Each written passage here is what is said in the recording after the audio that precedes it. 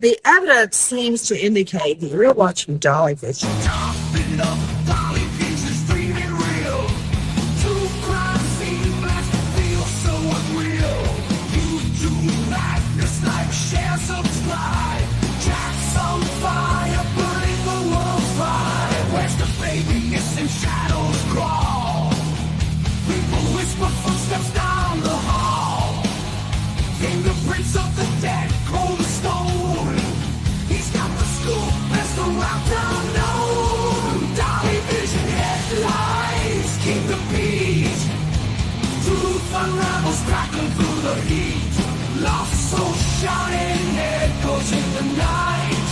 Rock the truth while live on air light. Topping up Dolly Vision's dreaming real. True crime scene blast feel so unreal. YouTube madness like share, subscribe. Jack's on fire, burning the world's fire. Where's the baby missing? Shadows crawl. People whisper footsteps down the hall. Fingerprints of the dead, cold as stone. He's got the scoop, best around town known. Dolly Vision headlines, King the Beat. Truth unravels, crackling through the heat. Lost soul shining, echoes in the night. Rock the truth while live on air light.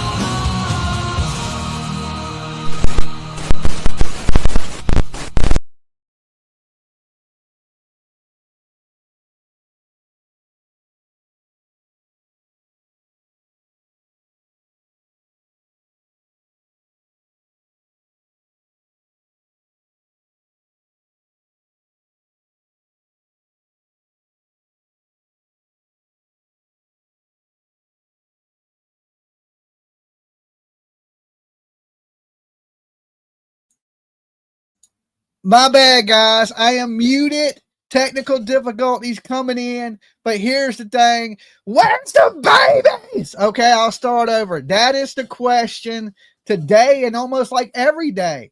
We ask the same question a lot. Where's the babies? Okay, today we're going to be talking about Jack and Lily Sullivan, the two kids that went missing out of Nova Scotia.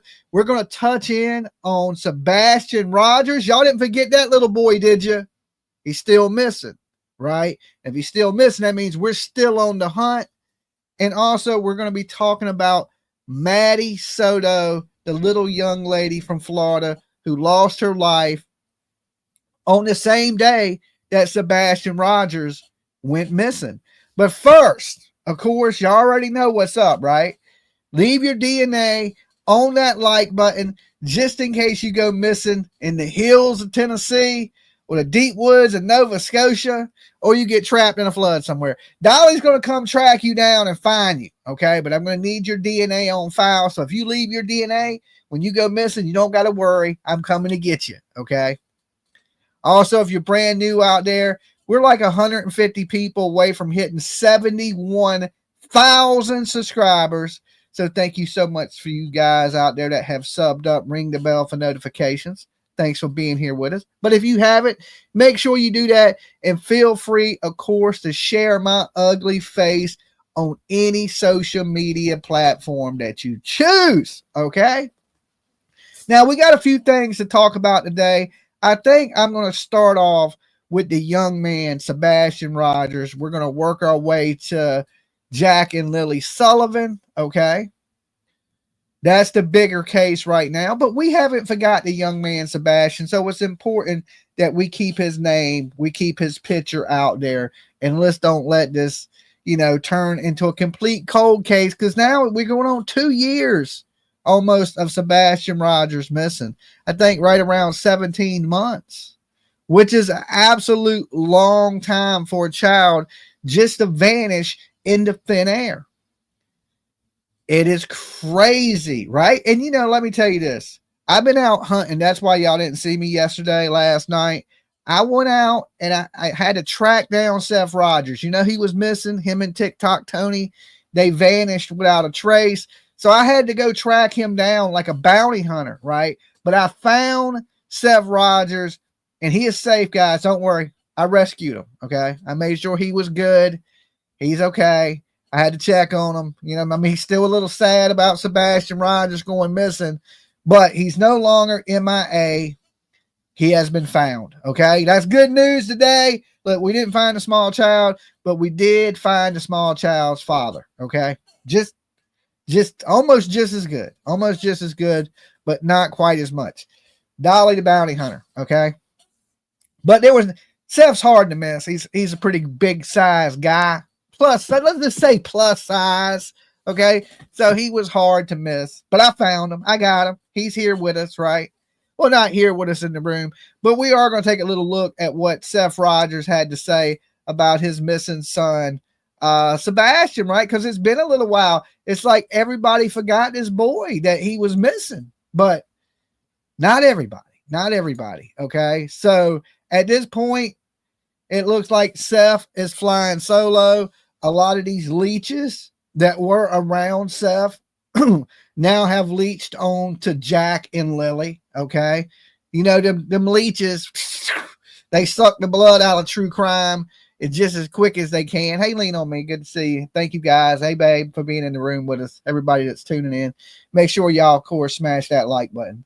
I don't have to say it 1,000 times a day. So, the leeches have kind of jumped off of Seth. There's no TikTok Tony. Every now and then you may see a batshit crazy lady with a bullhorn mention Sebastian. Not even that much anymore. The dude playing with his monkey, he done moved on. So where is Sebastian Rogers is the question. Did he just vanish into the night? And now we don't hear nothing from Chris and Katie. We barely hear from Seth anymore, right? But Shannon, thank you so much. That will go towards my Maddie Soto trip. I am leaving in like a little over a week to go down to Florida to cover the Maddie Soto case for you guys live. So I have a link if you want to donate and help out on that trip. It is posted at the top of the comments. You can hit it's Give, Send, Go. And that way, Big Brother don't take a big, huge cut. And I use that money to travel to these different cases that I cover for you guys. So if you want to help out on that, the link is posted, and my mods will be posting it for the next couple days because the trip is coming up pretty quickly. Time moves fast, man. It don't wait for nobody. I thought I had a little bit of time, and me and PJ were sitting down last night, and she was like, you getting ready to leave, right? And I was like, huh?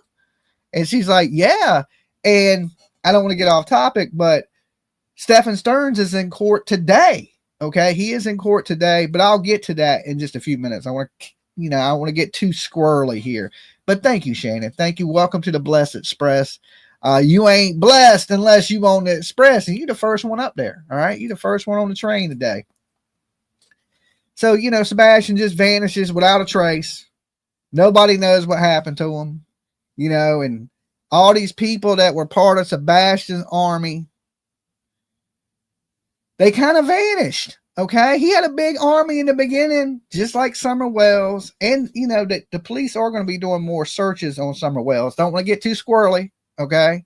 But I just want to throw that in there because it's, and my sign that I put up almost 4 years ago is still there. I seen it in a video last night of another YouTuber that was down in Tennessee, and they went by and my sign was still in place for Summer Wells. And I hear the authorities are going to be back out there searching once again for Summer Wells. So it's good to see that people haven't quit and given up on these children. But Hendersonville, Tennessee, they ain't been doing no searching in quite some time for Sebastian. They haven't gave any news updates on Sebastian, nothing, right? And it's almost like they've given up on this child. Wait a minute. How do I StreamYard has been changing everything up. Oh, here we go. I almost didn't know how to pull the damn video up.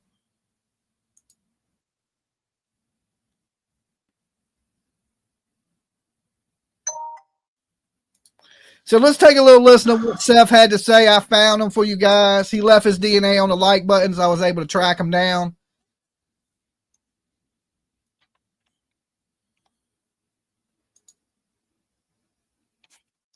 Evidence-free crimes are usually inside jobs. I agree with that.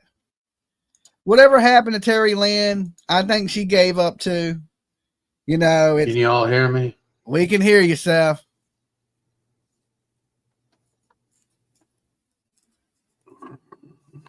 I like to call him Seth Seagal. Okay.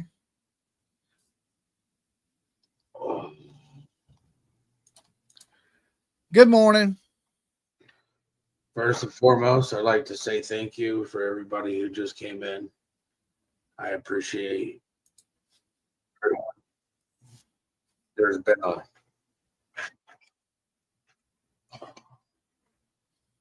there's echo. Seth is the most computer unsavvy ass dude I think I've ever seen. Okay. Okay, I think the echo is gone. You would think much as he plays video games, he would be a little bit more computer savvy. I see everybody in here. No, the echo was on my end. I had too many windows open. It's been a minute since I've done a live, so just pretty much trying to remember everything I'm supposed to be doing. Thank God he got rid of TikTok Tony. We want you to know that there has been activity behind the scenes. We're, stuff coming in from at night. People wanting to sit there and do some pretty stupid shit, in my opinion.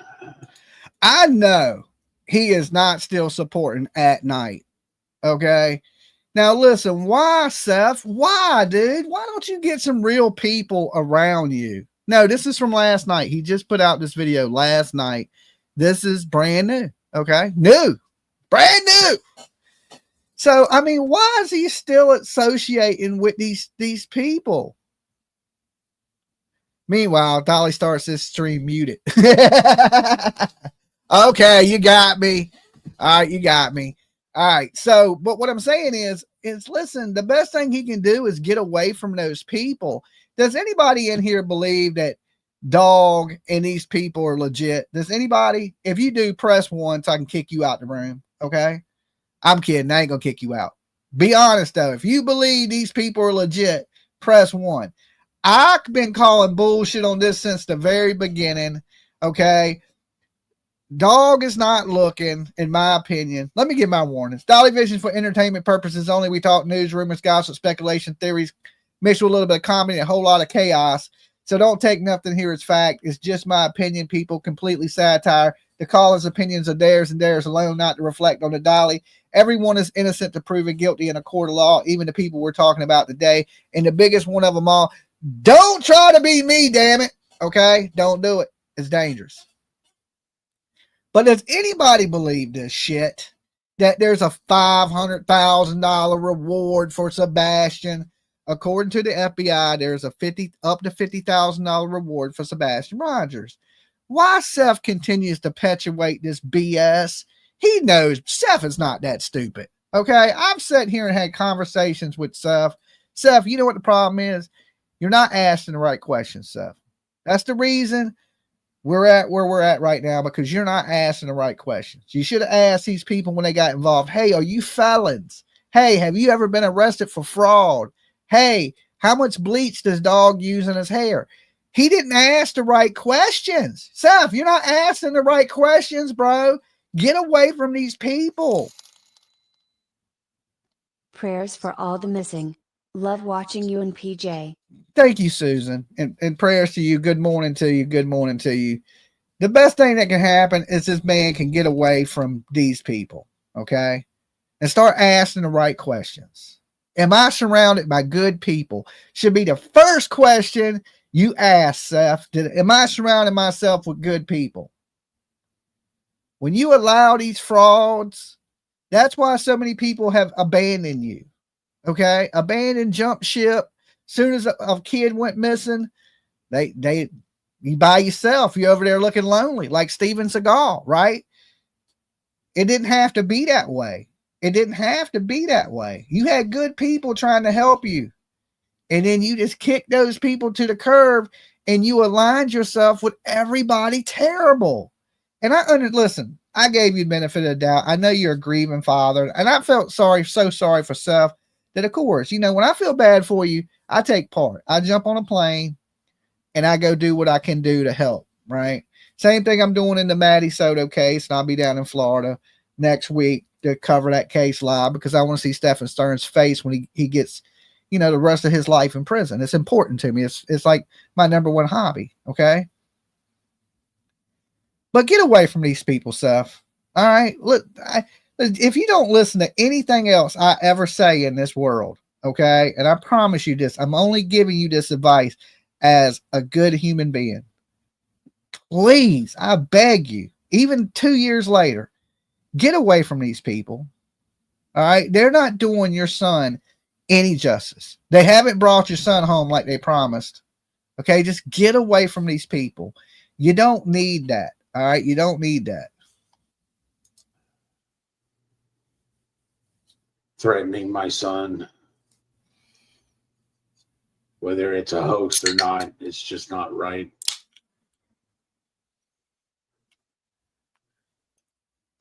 But kind of been really busy tracking down stuff, tracking down leads that are coming in, dealing with the FBI. I've been dealing with a lot of other law enforcement agency groups.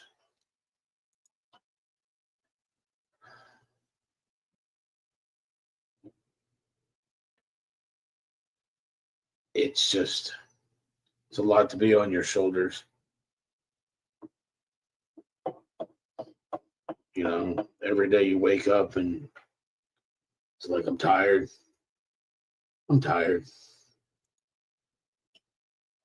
But the whole point of it is that I don't know what's going on with my son.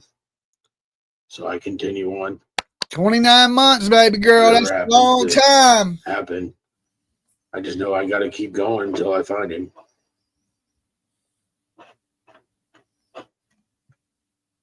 Don't like to tell people where some of these are coming from, but we've had people call into the tip line. Just got done dealing with one in Arizona. Been dealing with a couple in Virginia. So if I told you I got Virginia on lock, okay, I know everybody in this area. He's not around here. Not that I know of. Okay. Not that I know of. He hasn't been seen. And Seth, if anybody is keeping an eye on the grandma, it's Dolly. I'm in the same neighborhood as her. I mean, physically, like literally in the same neighborhood. Like I can walk to her house. You know what I'm saying? If this kid was in any of the stores around here or outside, or I'm all over the place. I think we got Virginia covered. And so if anybody is giving you leads from Virginia, like, it's silly. It's silly. We know what happened. Seth, and you know what happened. Okay? You know who's responsible. Chris and Katie. The kid's not hid anywhere. I don't want to hurt his heart. You know what I'm saying? I think he's hurt enough. It ain't my goal to hurt the man, even though he hangs with bad people. He needs to get rid of those. And I would still even help Seth Rogers. But we know where the focus lies. And we know who is out here not doing nothing and did nothing. We know this, Seth. I know this. You know this. The chat room knows this. Everybody knows this, except for Hendersonville, Tennessee police that ain't doing shit. Your anger should be at the police right now. Not messing with these lying ass people, fake rewards, bounty hunters.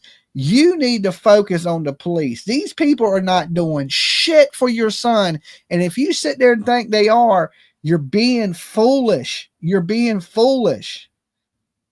I just want to see you do good. I want to see you get some answers for your son. And I mean, I know they're not going to be the answers that we want. Okay. But you deserve those answers. You do. And your anger and all your energy needs to be focused onto the Hendersonville police, because they have failed your son.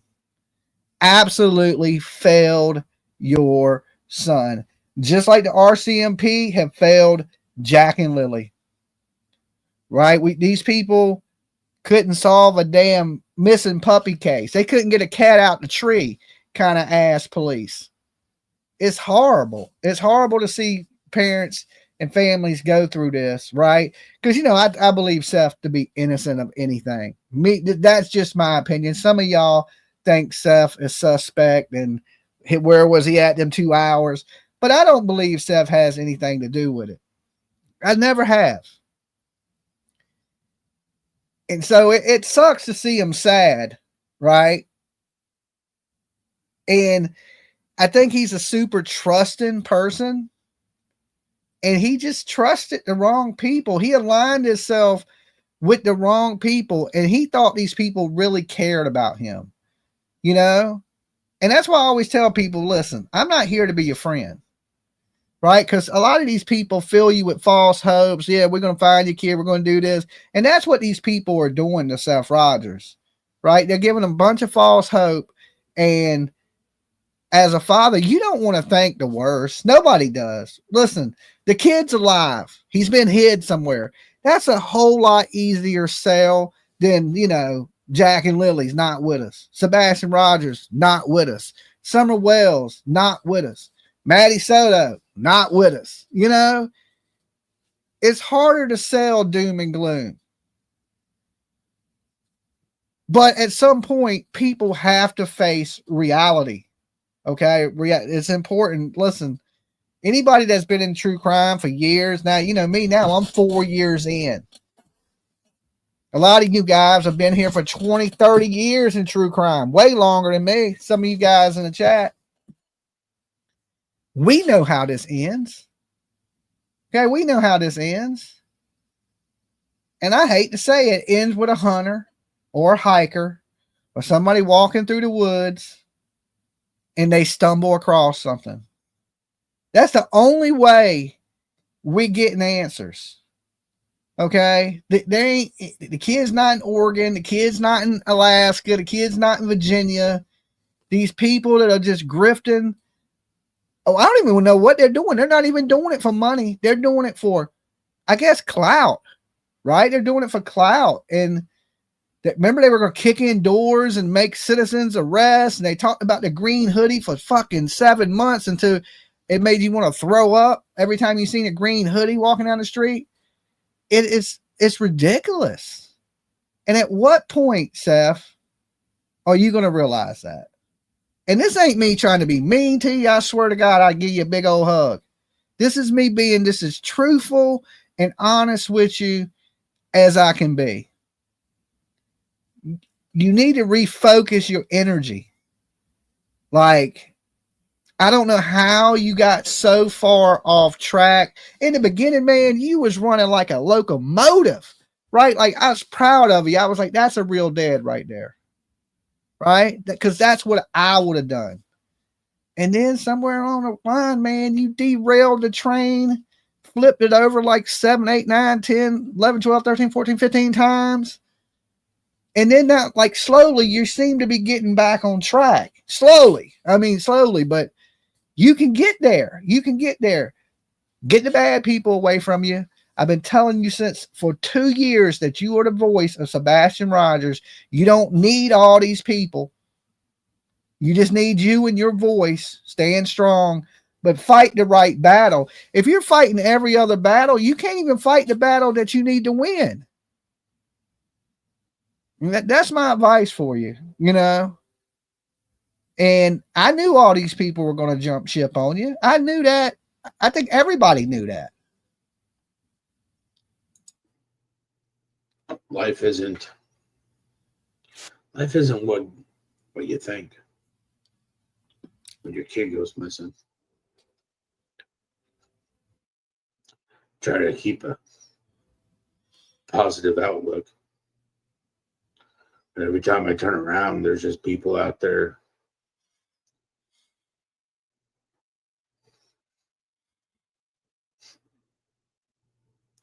It's hard to find anything that's enjoyable while this is going on. But I keep myself busy between work, running down tips. Then they're trying to make sure, everything's going well. Then I get reports, of a couple other people of what they're doing.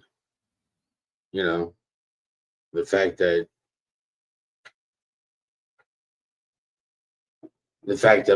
my son's own mother doesn't seem to care.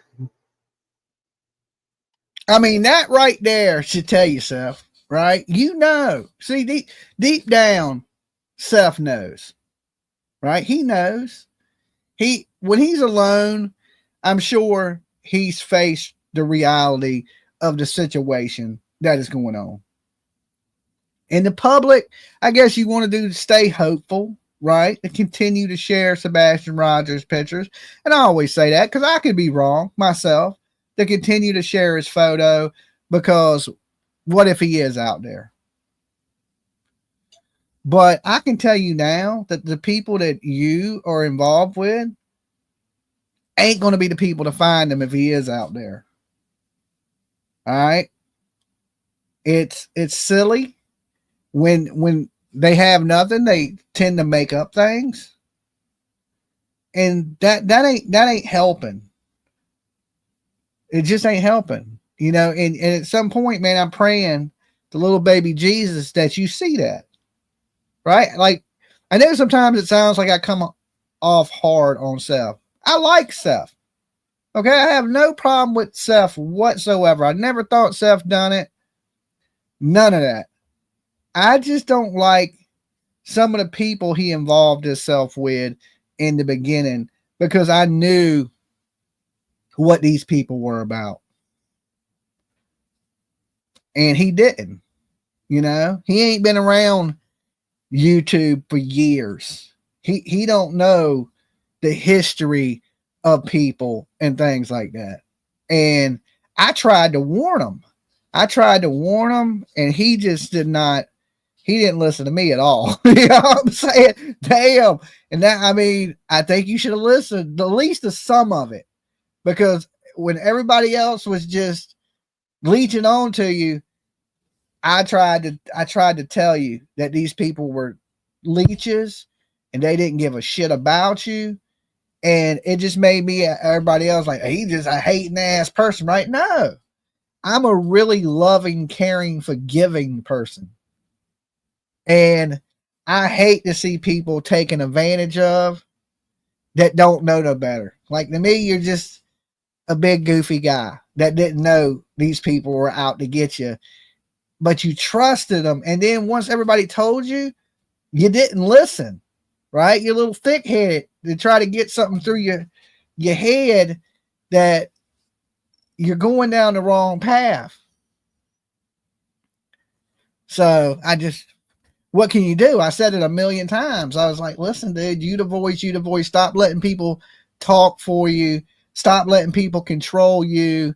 And if you would have done that in the beginning, would we be right where we're at right now, or we be farther along? I honestly think we'd be farther along. I think you set yourself back, and somebody has to be honest, right? Somebody has to be honest with you. Like, you were 2 steps forward and then you put yourself 4 steps back, right? Now you're trailing when we should have been farther along in this case. What happened to him?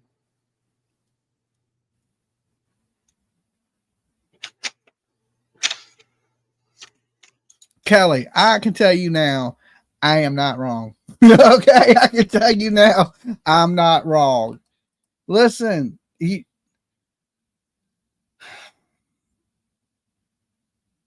to me, I guess it don't matter. You can think I'm wrong, Kelly, but I'm not wrong. I don't think the viewers are wrong. I don't think the people on the internet are wrong. I mean, is Tony a horrible person? No, I don't even think it's so much that I don't think Tony was the worst person that he hung around with.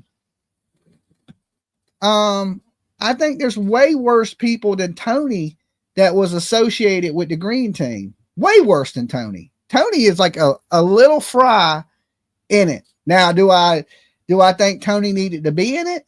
No, I think he was been a hindrance to the case all along. National spokesperson, PR, get the hell out of here, dude. Take your ass back to Oklahoma. And then the rest of the people, but myself, Tony, if it would have just been Tony, I could have been okay with it, right? Tony needs a little more practice as being a PR person, okay? A little more experience, but you know, he's still kind of a rookie. He needed a little more experience being a PR person, but then look what he started running with, right? Look what he started running with. That to me, you know, when they started, let's be honest. And I'm going to get in trouble with PJ about this. The YouTubers that he associated with that was part of his green team are the most money grubbingest motherfuckers on the planet. Okay. So I'm getting in trouble for that one. I'm getting in so much trouble. But I'll tell you, like, did they care about finding your kid? Has any of them bitches ever been in the sticker bushes? Has any of them ever walked through the woods? Other than Bullhorn Betty. Bullhorn Betty used to. Now, I don't know what happened to her. Her whole searching for missing kids done changed all up, right? But out of all them people, has anybody ever been in the trenches? Okay, now I can't say that about Betty because Betty's been in the trenches. Okay, I've seen her do it. Why she quit and changed her ways, she'll have to discuss that with little baby Jesus later on in life. But other than that,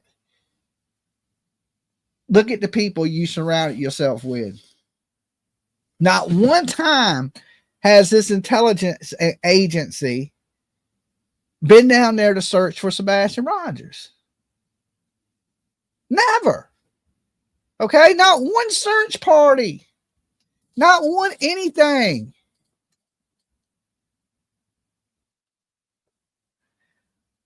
It's crazy.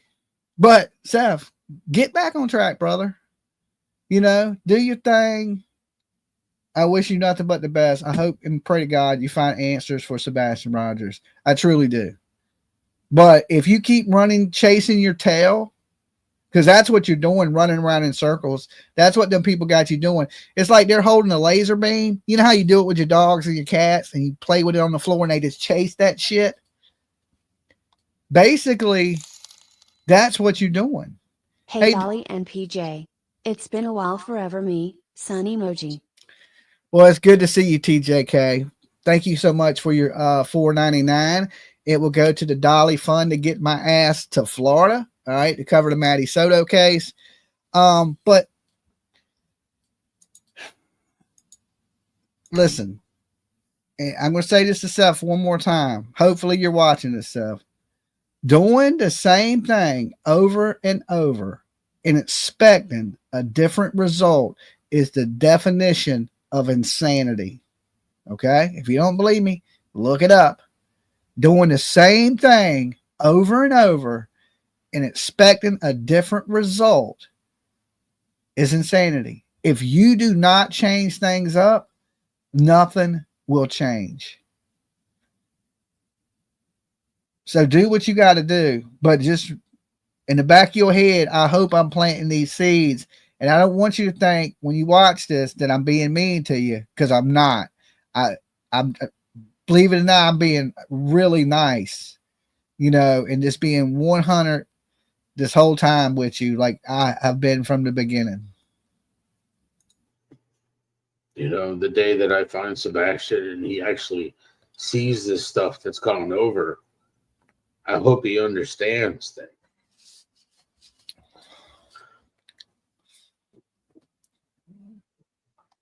that I'm doing everything I can. Doing everything I can to find him. Trying to do everything I can to make sure nobody forgets him, because I never will.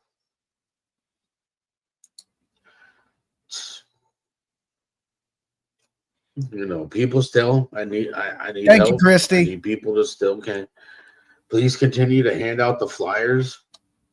That's the reason that we continue to get tips.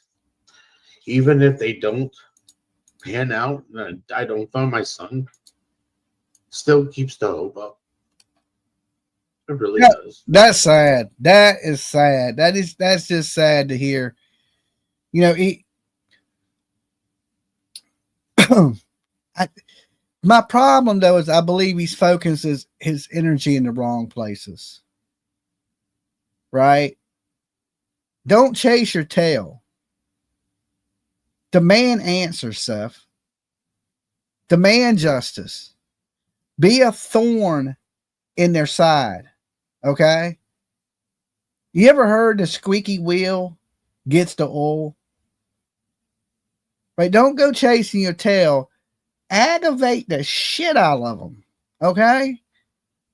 If you don't want your son forgotten, you need to do what you did in that lab. Be outside the police station, talking to the man, and start protesting. Start gathering people to stand out there with you in front of the damn Hendersonville Police Department, demanding answer for Sebastian Rogers. You can't sit silently running around doing what you're doing. It drives me crazy because I want to see you do the right thing. Right? That's it. Like I said, I'll help you. Okay? I'll help you. I just want to see you do the right thing. Just listen, I know you've had a rough 17, 18 months since what? February 26th? It ain't too late to change things up. It's never too late to change the game up. Focus your energy on the people that are important. The Hendersonville Police Department, the man that answers, the FBI, the TBI, and the people that are responsible for the disappearance of your kid. If you put in your energy any place else, you're wasting that energy and you're wasting that time.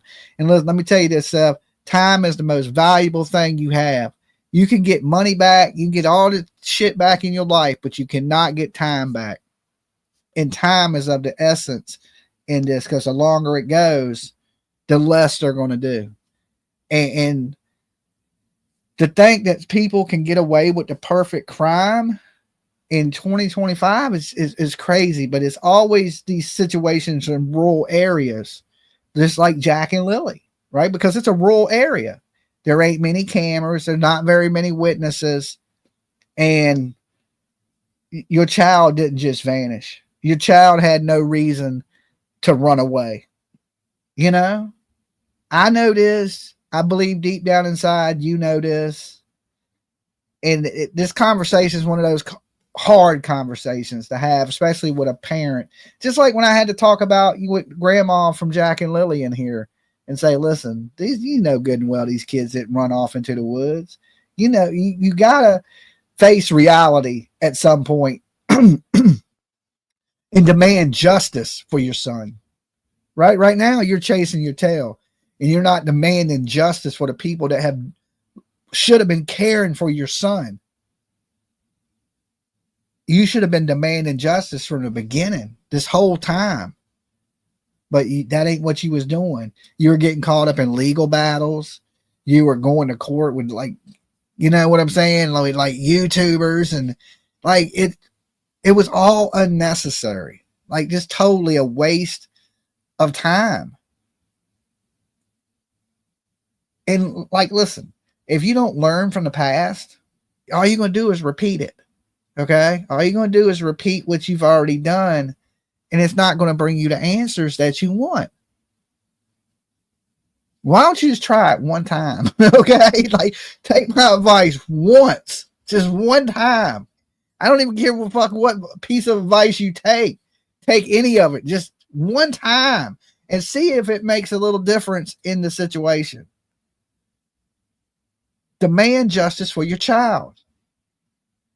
You're searching for a child that most likely, I ain't gonna say impossible, most likely we ain't gonna find.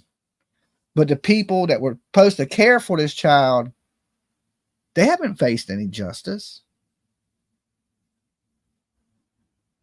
So why not demand justice? All I'm saying. I mean, it's the only thing that I have right now is the hope that I find him. That's all I really care about. Is finding my son.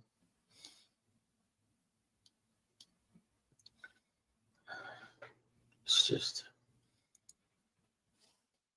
sometimes there's not enough time in the day to get everything done that's needed to be done. And sometimes there's too much time. Just, it's never ending. I mean, you kind of start putting everything into perspective, and it's like taking my truck in for a service on an oil change, and I'm like, dang. I disagree. I don't think Seth wants you to send him money. Right? I don't think that's the case, because if that was the case, he would have continued to been making lives. He would have done it regularly. He ain't even spoke out in months. So I don't think it's about the money. I think that, maybe when I was joking about him being missing, right? Because nobody else was saying anything about Seth being gone. He may have heard that and popped up. I mean, I don't know. I don't think this is a money grab right now. Right? I don't think it's a money grab. I think he's the hope he did have that these people filled him with in the beginning. He's losing that hope. And it's sad to see, but anybody that's been around the YouTube streets knew people were going to jump ship on him as soon as another bigger story came around. Everybody knew that. And everybody acted like they were friends and they cared about him and they loved him so much. But everybody jumped ship. Soon as Jack and Lily went missing, everybody went missing with them. You know what I'm saying? And it's terrible, but as a person, you got to know this about YouTube. That's why these people that try to befriend you out here, they ain't your friends. They just want the story. They just want the clicks. They just want the views. And when them views and clicks dry up, they ain't your friends anymore. That's why I let people know all the time, I'm not here to be your friend.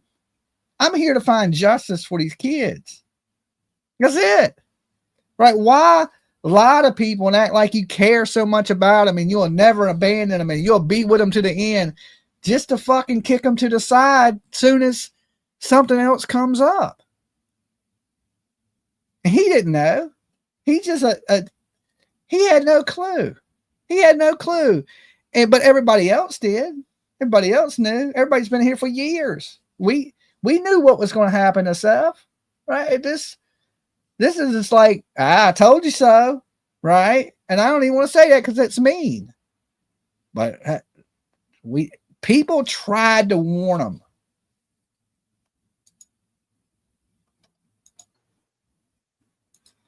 Supposed to get an oil change every 5,000 miles, and it's already been 5,000 miles and another 5,000 miles and another 5,000 miles, and the next thing you know, you've done put 20,000 miles on your vehicle, and you're like, we only got 400. Didn't realize I'd been on the road that much. Hit the light, guys. Didn't realize that tracking down tips takes so much.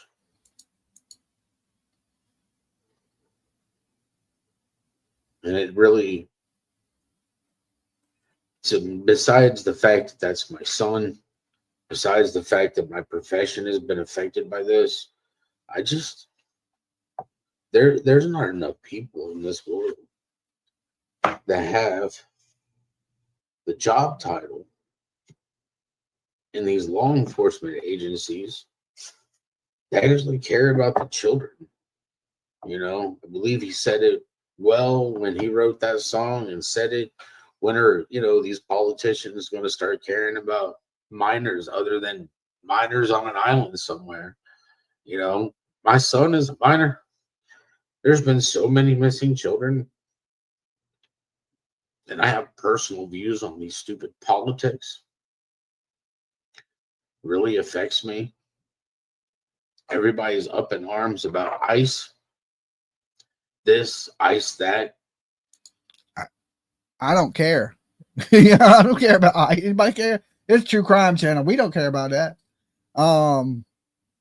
Coming to the country legally, you know, wouldn't be an issue. But nobody wants to, you know, state the fact that, you know, they just rescued 8 children in Southern California.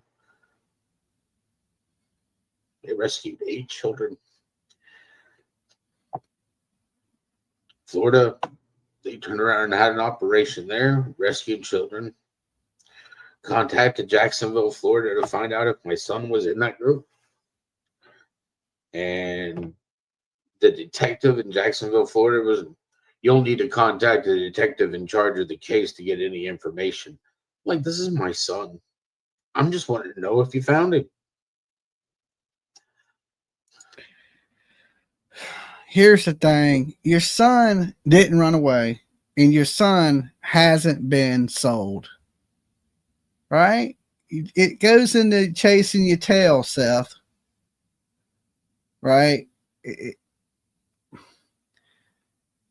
I mean, I get it. You're looking everywhere. I can understand that. I can understand it. Look everywhere, you know. But under the circumstances, if there was different circumstances, I would say, yeah, be worried. Did he get sold? Did somebody kidnap him and sell him in the trash? We're talking 15, 16-year-old young man. Young man. We're not talking a little tiny kid. You know, it's called hope, Dolly. I know. But there's this thing called reality that at a certain time you have to face the reality of things. The mother was home. The mother never searched for the kid. The mother Joe dirted the kid. And you think this kid is, she went out and sold this kid?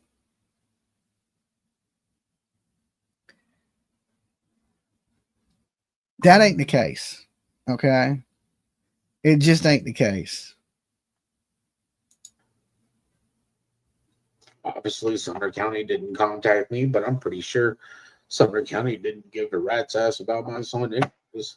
That I agree with. Done. That's one thing Seth says I agree with. They could have done better by his son, and they didn't. They didn't put the pressure on the family. The family even left. They failed your son, Seth. I agree with everything you're saying right there. Now, all the other stuff, I think is a little bit of wasted energy. But right there, in the back of your mind, you know who failed your child. The people in that house and the Sumner County Police failed your child. Your anger, your focus needs to be on those people and those people alone. I ain't saying give up complete hope, but I would put more of my energy on justice for your son than on this point thinking, you know, he's out there floating around somewhere and nobody's seen this kid. That's just hard to believe that he could be out here this long later, not one sighting of him and not one clue. You know, Jack and Lily in another country had 11 detectives on it. In this county, when my son goes missing, we're going to give you 1. Let me tell you about those 11 detectives, Seth. They suck, okay?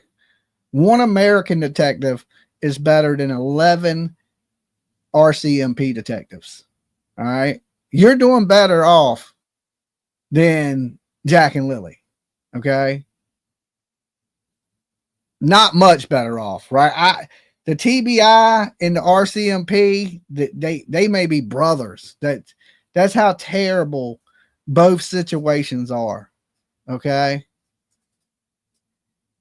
The police have failed you. The RCMP has failed Jack and Lily.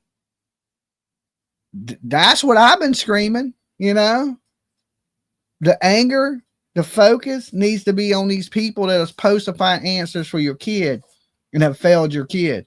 They let the people responsible for the disappearance of your child get away with it.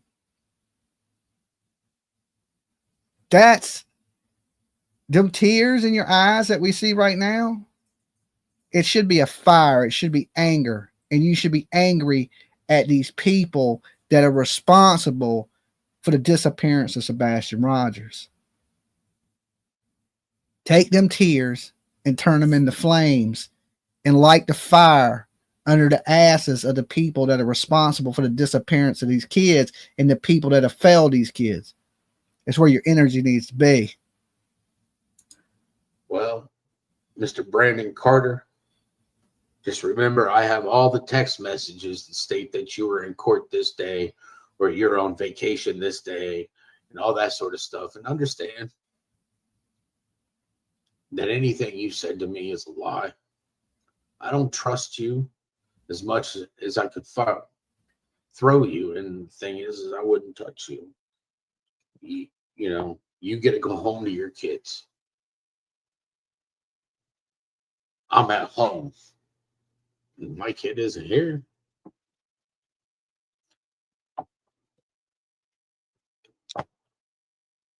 But anyways, I mean,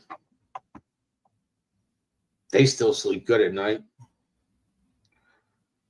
But I've seen some of the stuff going around. I started this page so that I could keep everybody up to date with some of the stuff that I could let you know that was going on. I want you to know that I'm still tracking down every tip that comes in, either at night. Nope. Nobody's talking about Canada. The tip line. We are talking about the RCMP, not the state of Canada. So don't come in here and be like, don't talk about Canada. Nobody's talking about Canada. We're talking about the police force in Canada, not the Canadian citizens, not the people. We're talking about police that have failed their victims. Okay. Understand it. It's not talking the whole country. We are talking about the police and detectives that have failed these children. All right. Because that is fact. So if you're coming here and tell us not to speak on facts, you might be in the wrong place for that. Okay. Because the facts are this: in both situations, Jack and Lily, as of now, they have failed Jack and Lily. There's no answers. There's no Jack and Lily. Sebastian Rogers, same thing. Okay. Same thing. Instead of, I mean, any of these tips that come in, I'm tracking down. I'm working behind the scenes. You know, I appreciate people wanting to start petitions, but a lot of the times I've already got the petition started, and just, you know, if you start another petition, it takes away from the people it takes away from the petition that I started. And a lot of people don't seem to understand that. And I need everybody to be on the same page in finding Sebastian. I mean, I just do. I am working on Sebastian's law. I told you all I was working on that. I'm working on Dolly law. If Dolly law was in effect, Seth, we wouldn't be where we're at right now, because Chris and Katie be in jail. Okay. Dolly law, best law out. All right. It's better than all the other laws. Dolly law. I'm working on it. It's to be a federal law so that it oversees state law. So that way we can actually do something for our children.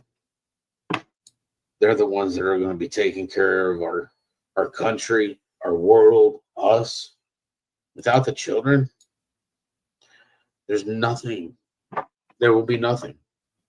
If we're not doing this stuff to take care of our children and to protect them from the evil that is out here, then evil's going to run rampant.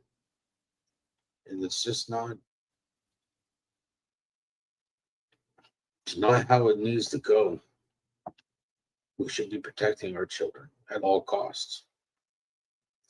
As somebody I listen to every once in a while, you know, for those that hurt children, wood chipper. Start with the ankles first, wood chipper.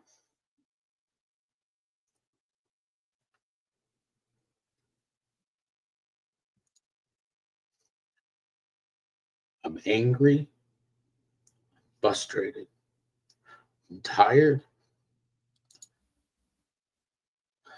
and it's just, it never ends. And every time I turn on the news or anything of the sort, I just see that there's more and more missing children. What would tell me they find them, it's the best thing in the world for their parents, because I'm still waiting for mine to be found. It's hard to realize that it's been over a year. Won't be much longer, and Sebastian will turn 17. It's not like I took a week and a half and went with somebody else's child down to Florida to go visit Disney, you know, like some other parent that's not a parent did. I hope they're enjoying their ice cream right now. Just in case you think that I don't know what the fuck what you're doing, understand that I got people that let me know what you two are doing. My court's coming up. Are you both going to be there? Is your mama going to breastfeed you onto the court too? Because I'm over your BS. You're nasty. You're disgusting. You don't deserve to be around children. I mean, to tell me that you were going to kick my son out of your house and that maybe he was just going to prove you wrong on that he could live without being underneath your roof is some BS, dude. You should never have said that to my son. You have no right to my son. And I tell you what, the way it's going, Katie, you don't have a right to a child either. See, now he's focusing this. That's what you need, Seth. Okay. That's the Seth that I enjoy. Right? Listen, you think, well, being angry, you got to get that shit off your chest. You got to say it. You can't bottle that stuff up. It's not good for you. It's not good for you to bottle that type of stuff. When you have that anger, you need to release that anger somehow. Right? Keep it real. These people are responsible for the disappearance of Sebastian Rogers. Okay? Him chasing all this other shit around, he needs to focus right there on what he just said. You know, how do you just go on with your life? And we're going to talk about that in the Jack and Lily case too, with Daniel, with the new girlfriend and people just moving on like they never had kids. It's absolutely fucking disgusting. It's disgusting. Right? The anger, it angers me. Okay? It angers me. It ain't even my kid. These people anger me. And if you look at my first interview with Seth, I was like, Seth, why is this man beating on your kid? Why is he whipping your kid? And Seth didn't know that he was being whipped. He told Seth that Seth told him no punishment, my kid. If he needs a whipping, he'd whip him. But there was supposed to be no corporal punishment, is what Seth said. The anger he has right there, that is real. Okay? That's real emotion. It's that's how a parent should be.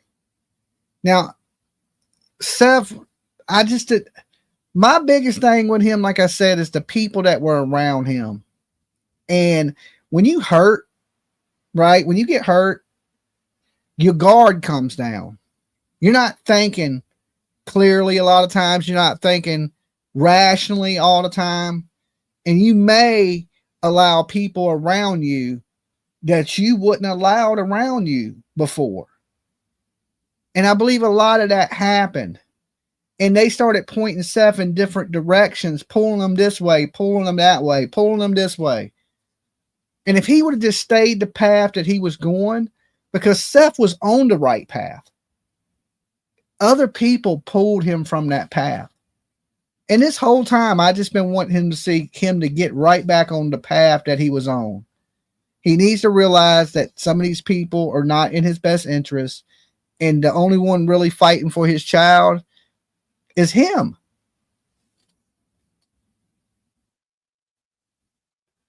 Where's the evidence, Dolly? You can't say anyone did anything with no evidence. Little Daisy.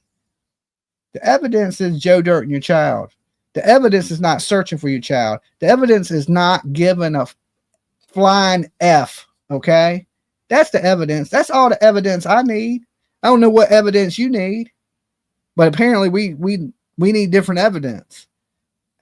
Actions speak louder than words. Actions speak louder than any evidence you could show me. Okay, hold on, guys. My kid's calling.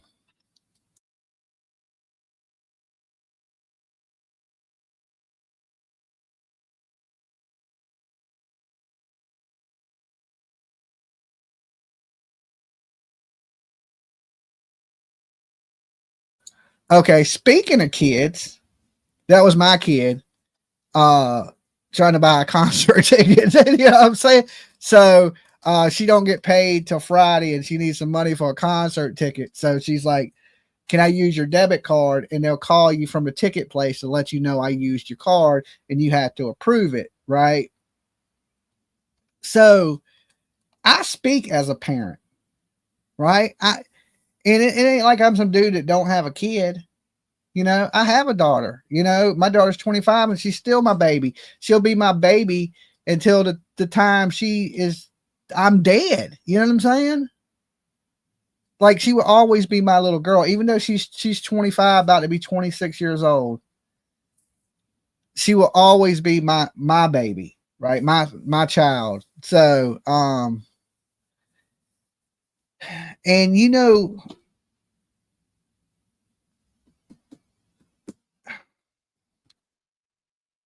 it's hard because I couldn't imagine going through what Seth is. Okay. Because I'm a super protective parent anyway. As a father, I was a hover father. Like when my daughter went to school, I'd be up for the school bus. I'd wait at the school bus for her to get off. I wouldn't let her just get off the bus by herself or any of that. I've watched, even when I was young, I watched a lot of true crime, you know, and people always getting kidnapped, getting off the damn school bus. So I was one of those persons that were out there every morning, every afternoon. I couldn't even imagine that, right? I wouldn't want to imagine it. I wouldn't wish it on anybody. And Seth is living that life, which is horrible, And so I can understand his emotions are all over the place. It's like,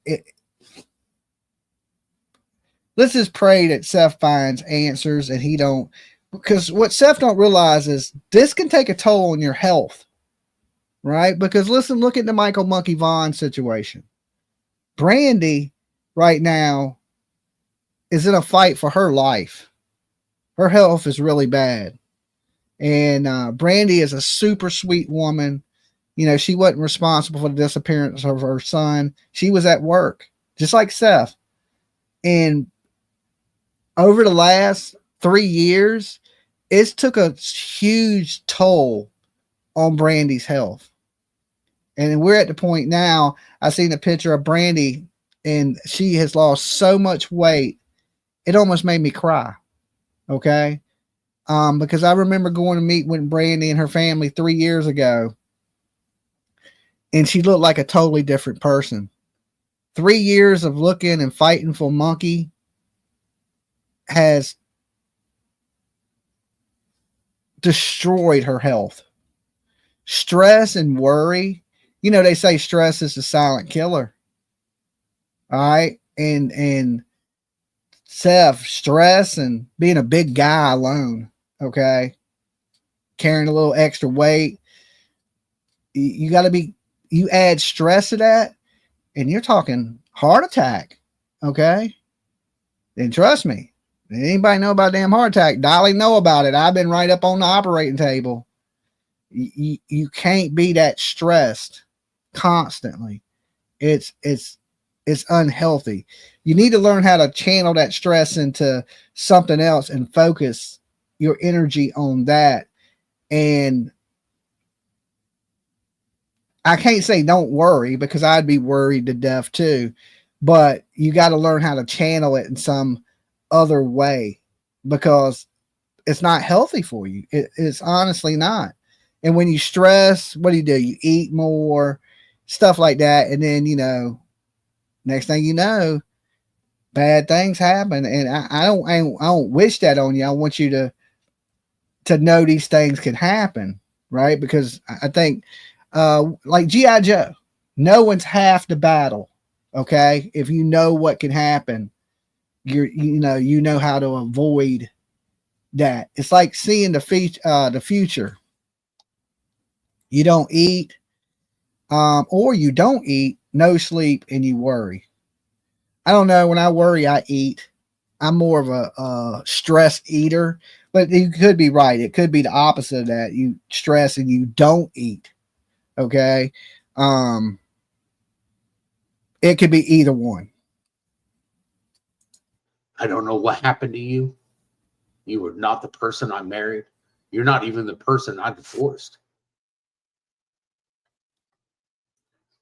But if your significant other that you decide to bring into your child's life can't deal with your children, they're not worth your time either.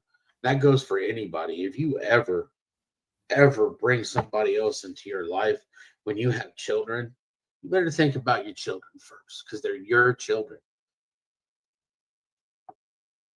They deserve everything. And your significant other that you're bringing in, unless they're going to sit there and take care of those children and treat them like their own and have understanding and know how to help them develop, it just does your children even worse. Amen to that. I agree with Seth there too. I still, like I said, need people to be handing out flyers and stuff.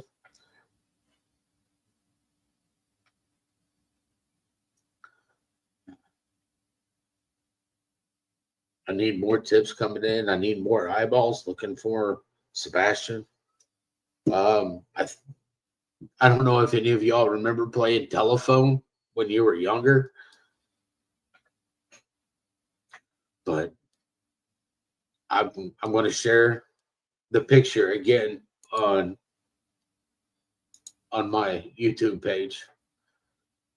And if I ask people just to hand out 10 flyers.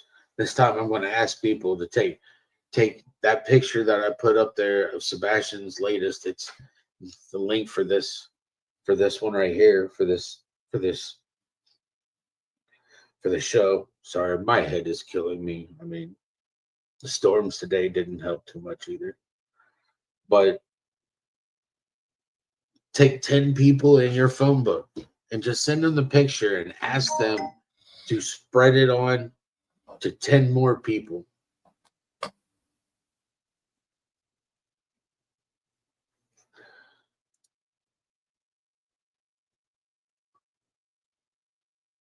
I just need more people to know that my son is Yes, missing. Susan. I need more people looking for him. I need more people to help me. I see a lot of stuff. And a couple of the pages that I follow on YouTube, they're autistic people. Yeah, he's beating himself up a lot, right? I agree with that. Whoever said that, I think he's beating himself up a lot. I think he needs to focus some of that and channel some of that hurt and anger and frustration in the right directions, right? But if you got people that are pulling him all over the place and he's chasing his tail, what good is it doing him, right? He needs to take all that heat, the anger, the frustration, the sadness, the tears, and he needs to point them at the right people. And these are the people that failed his child. And that's really what he needs. All these people that are around him for clicks and views, he don't need those people. Okay? He has his own channel now. You know, he don't need the YouTuber for that. You know what I'm saying? He needs to get rid of some of these people that are out here just making up stories and acting like they're detectives and they just got out of fucking prison, and get rid of some of them people, right? People that are involved in different types of fraud, or that said they were going to be with him forever, and then they're his friends and they love him, and as soon as a big story breaks, they done left him. Get rid of those people. Life is short. It's about surrounding yourself with good people. That's it. Because here's the thing: if you don't like me, I don't give two shits, right? Because I know this life is short that we got. I'm going to try to surround myself with best people that I can. So if you don't like me, exit stage left, because I really only got room for the people that do care about me and that I care about. I don't have enough room for people that don't give a shit about me. So when he sees that people really don't care, he should, just my advice, get rid of those fucking people out your life. Surround yourself with people that do care. And you'll see that, right? All these people that abandon you, you see now they were never your friends. Because they're the best people in the world. And I'll tell you right now, there's nothing like an autistic child. Their aspect on life, the view that they have, is so distinctive for each person. I think that's all kids, Seth, right? Kids are innocent, right? They're innocent souls. They haven't done anything to anybody to deserve to be vanished or hurt or abused. I don't think it's just autistic children. I think all kids are pure and to a certain point, a certain age where they start to get a little wild. But I think that's all kids. No matter if your kid is autistic or if your kid ain't autistic, kids are usually genuine, right? And because they're like sponges, they just suck up everything around them. If I hate to say it, but sometimes you're a product of your environment. Okay, you come from a really good environment, you're probably going to be a really good person. You come from a really bad environment, usually you're probably going to be a bad person. Not always, though, because there's some people that overcome that, right? They break the cycle. There's people that come from super bad environments and be great people, right? So it can happen, right? Or there's people that come from really good environments that can be bad people. But I would say the majority of the time, you are a product of your environment. That if you listen to it and you listen to another autistic child, they'll never have the same point of view. They never have the same scope of the same thing. They're looking at the same picture, but they all see something different. And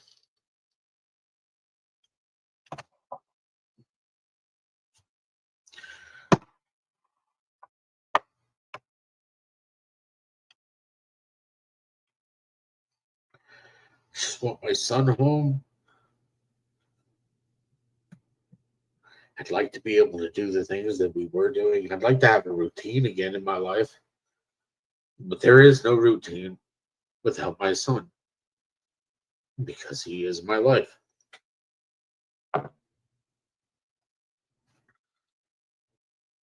But I know that there's some people out there that are working on, they're telling people that they're working on Sebastian's law. Well, I'm working on Sebastian's law. I've got attorneys working on it. I've got other people that have been observed it, have read it.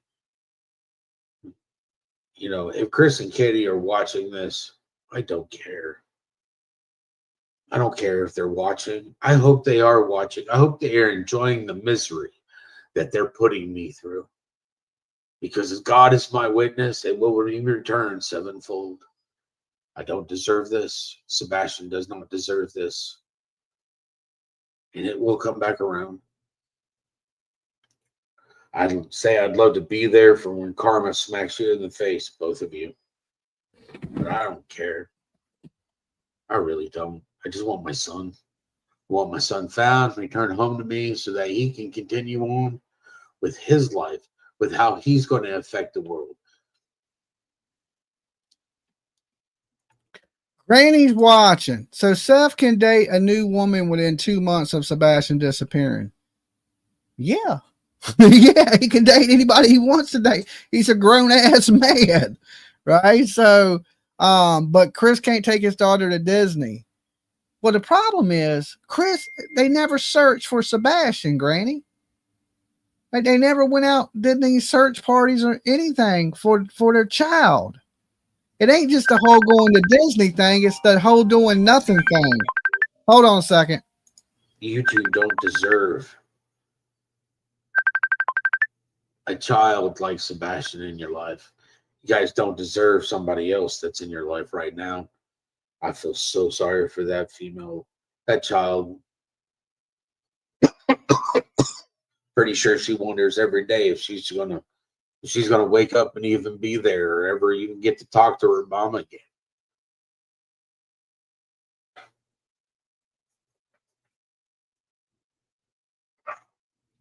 You know, I know things on the inside of your house that you probably don't want me to know. But I tell you what, we all know that you didn't let a particular organization into your house for a reason. You already got rid of everything in his room, huh? Can't let, America's Most Wanted in the house. Not the last place he was supposedly at, right? But then again, there's no evidence he ever left the house. Is there evidence that he ever made it to the house from Texas Roadhouse? You guys have to live with it. I have to live with the fact of knowing that my son's not here where he should be. I have to live with the fact of knowing that I chose you to be his mother. And that's done nothing but bite me.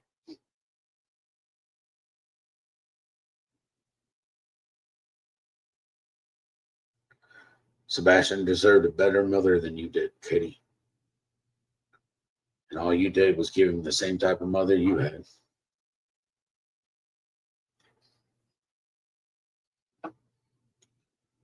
I do apologize for everybody in chat. I don't have any links or anything like that. Please, let's not have any arguments or fightings or anything in chat. It does not do anything. It does not do any good to be arguing or fighting in my chat.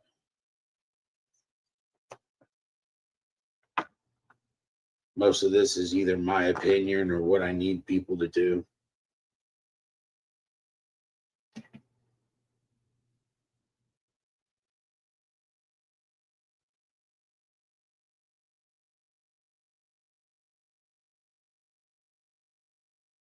Hey, if people want to be a Katie supporter or a Chris supporter in my chat, I don't care. Those people, they're not worth it. They're not worth the sweat off my back, let alone to get aggravated or anything at them. It doesn't. They're just here to cause chaos and trauma, just like Chris and Katie were doing to my son. Maybe you should say that looking in the mirror. That's fine. Any of the mods, you can just block them from my channel. Tell them to go somewhere else. Then go back to the hate channels. I don't. Now you sound like Betty, the hate channels. Like, what kind of content you do on YouTube? Oh, you know, just hate. I'm a hate channel.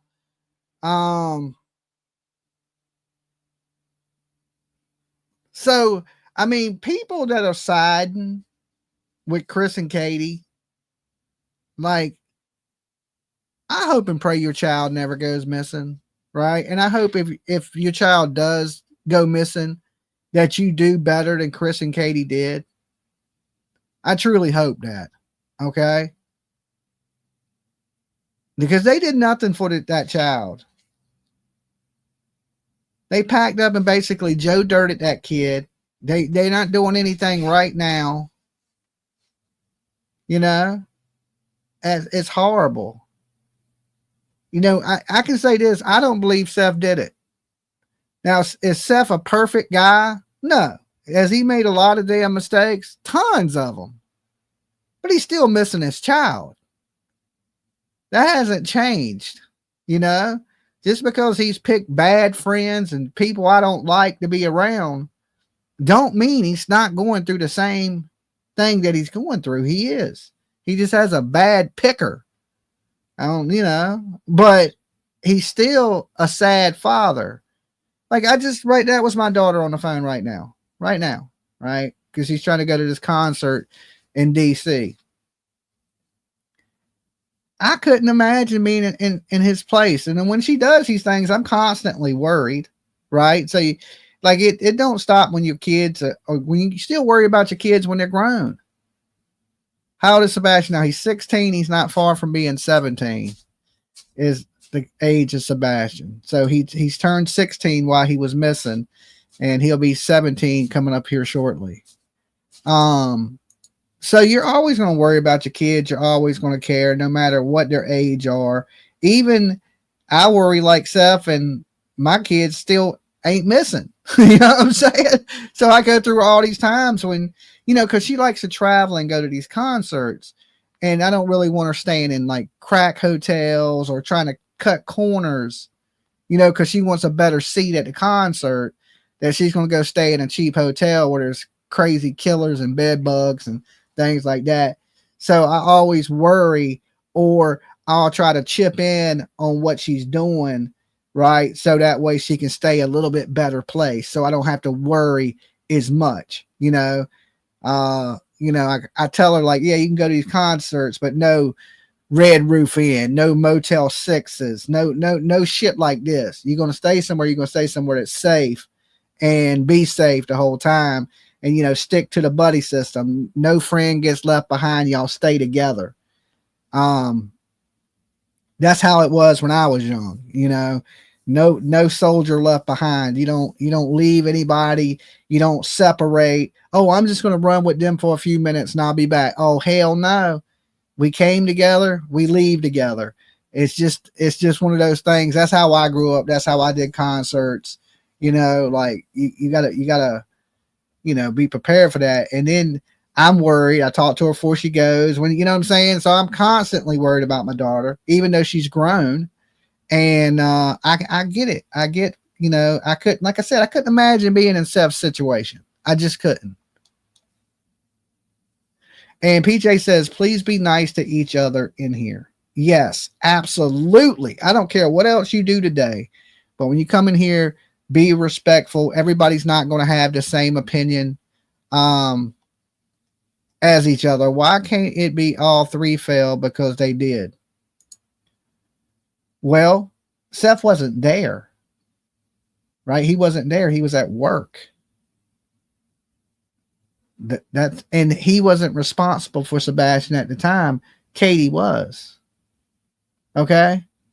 That's like right now, if something happened to the dogs and PJ's at work, would PJ be at fault for the dogs? No, because the dogs are under my care, right? It's my job, that my fur babies, to make sure my dogs are okay, to make sure they go outside, to make sure they get back in the house.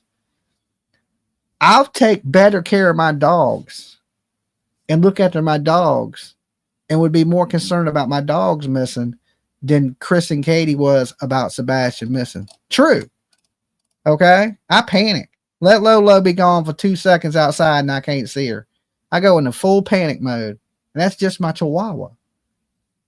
Right. And now Rangy, I panic too, because now he's my little buddy. He's a little fat ass, little hog dog is what I call him, because he's all breathing all crazy and shit, but he's my buddy. So people, there's no case in this world where there's people out here that treat their dogs better than people do their kids. All right. Like if Lolo went missing, there'd be a flyer on every post. I'd be putting search parties together. Okay. Right now for my damn Chihuahua. I'd be up here with missing posters of her. You know, like, and they did nothing. They did nothing. Not shit. Which is horrible. They did, I can't say that. They did donate $1,000 to a billboard. Okay, they did do that. But they got money. So that ain't even really a big deal to, you know. Now, if I donated $1,000 because I'm broke, that'd be a big deal. But these people live in a $700,000-$800,000 house. They donated $1,000. That ain't shit. You know what I'm saying? You got to be driving brand new trucks, brand new cars, got big ass RVs. Yeah, that ain't much, right? So to me, yeah, they donated a little bit of money, but they never went to a prayer vigil. They never tried to put one together. They never attended the ones that were. And I just don't know any parents that would act like that other than Malaya. Right? Katie and Malaya, they just alike. So I understand people don't like Seth. There's times I ain't like him, but that's because I didn't like his decision making. I still always felt sorry for Seth losing his child, and I probably always will. I don't like to see anybody cry. It makes me sad. And no matter who you are, you know. Like I said, he has a bad picker, but he's still in a bad situation. You cannot not feel bad for Seth. I mean, some of you might not. I can't. Right? I just feel bad for people. Like, I always do. I don't know. Like, I just feel bad for the man. It is what it is. And that's what made me help him in the beginning, is I felt bad for him. So, I mean, I still have all this time. Like I said, has he made mistakes with picking people and the people that, you know, the circus that these people have created around his son? Yeah, but he's still missing his son. Care about it.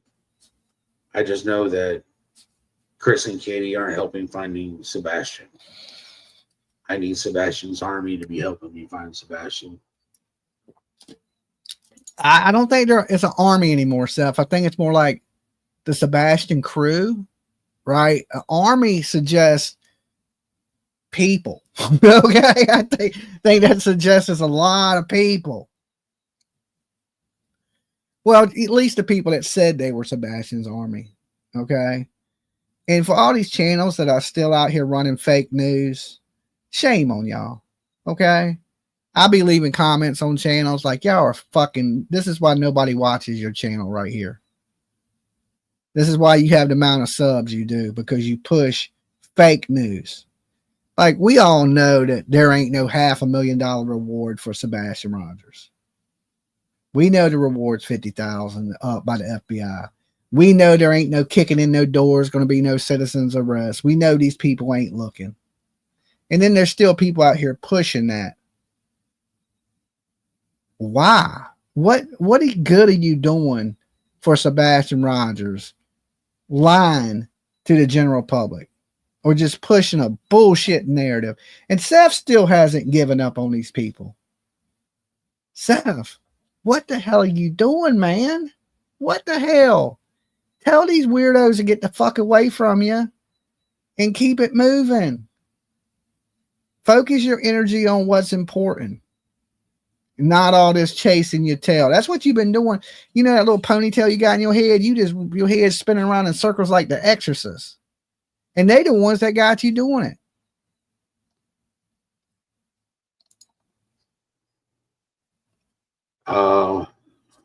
I can't take them to court regarding CPS because it has to go through Sumner County. Has to go through Sumner County because I can't even put the CPS reports into a court hearing because I can't.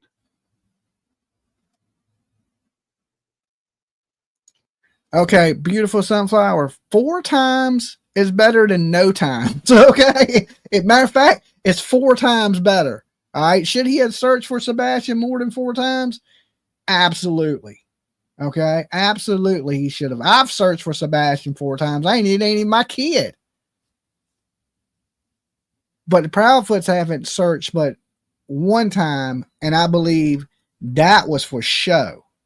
Okay. Just complete show is what I believe. They never tried to put search parties together. They never did it publicly. Now, listen, what they did privately, I don't know. But I can only speak on what I've seen publicly. And it wasn't very much. Okay. Not very much.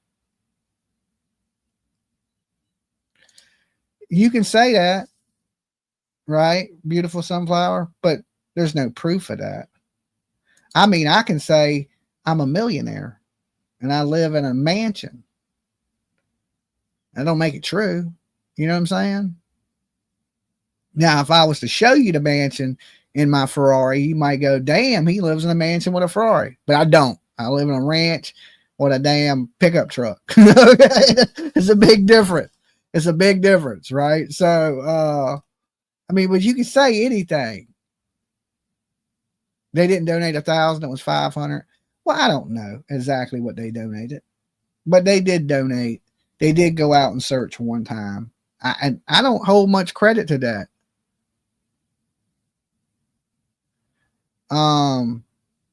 And yeah, of course, my videos of me searching are on video. So there's proof that I went out and searched.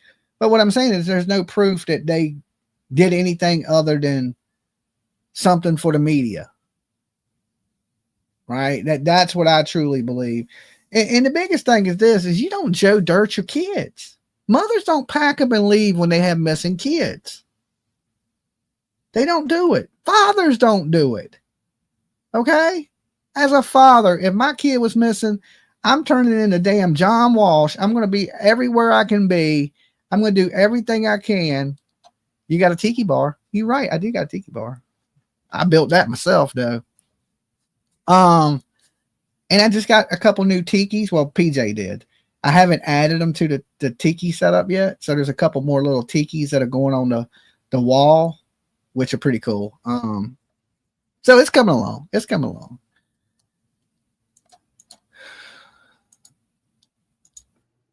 You know, the very beginning, it would have been really nice if Chris and Katie would have been on the same page of finding Sebastian, because that's all I cared about. It's still all I care about. When I find Sebastian, do you think I'm going to have any contact or conversation with those two? No. Little Daisy, I disagree. They did nothing publicly for that child, and they left the child. I mean, that's just my opinion. Okay. We may have to agree to disagree on that one. But yeah, they didn't do nothing for that child. Nothing that brought him home. And it was under their care. They should be the ones pushing the hardest to find Sebastian. The absolute hardest. Because it was under their care that the boy went missing. And they did, we ain't doing media. We're not doing this. We're leaving the state. That is disgusting. It is horrible. I couldn't, as a parent, it sickens me. Any parent out here, you should feel the same way, especially if you're a parent that loves your kids. It makes me want to throw up in my mouth. It's terrible parenting. It's terrible. Like it shows the character of the people we're dealing with. Emotionless. Didn't give a damn. Didn't try. Sorry, not sorry. It has to be said. I mean, somebody has to speak the truth. We're going to get to Jack and Lily. Don't worry. No. There's no reason to. No, I can't release the CPS reports. CPS has already informed my attorney that if I release them, that they will file charges for me releasing them. All it does is if I were to release the CPS reports, I told you all, you guys wouldn't sleep either. It's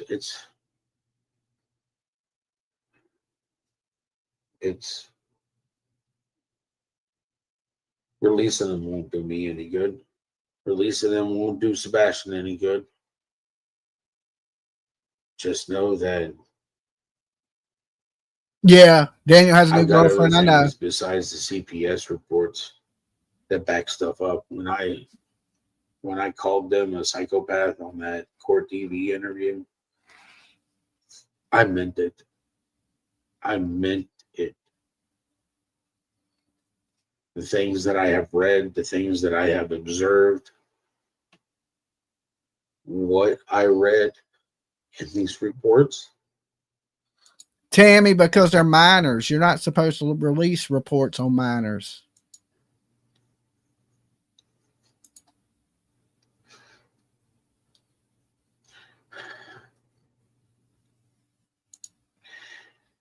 Takes a lot for me not to be extremely, extremely mad.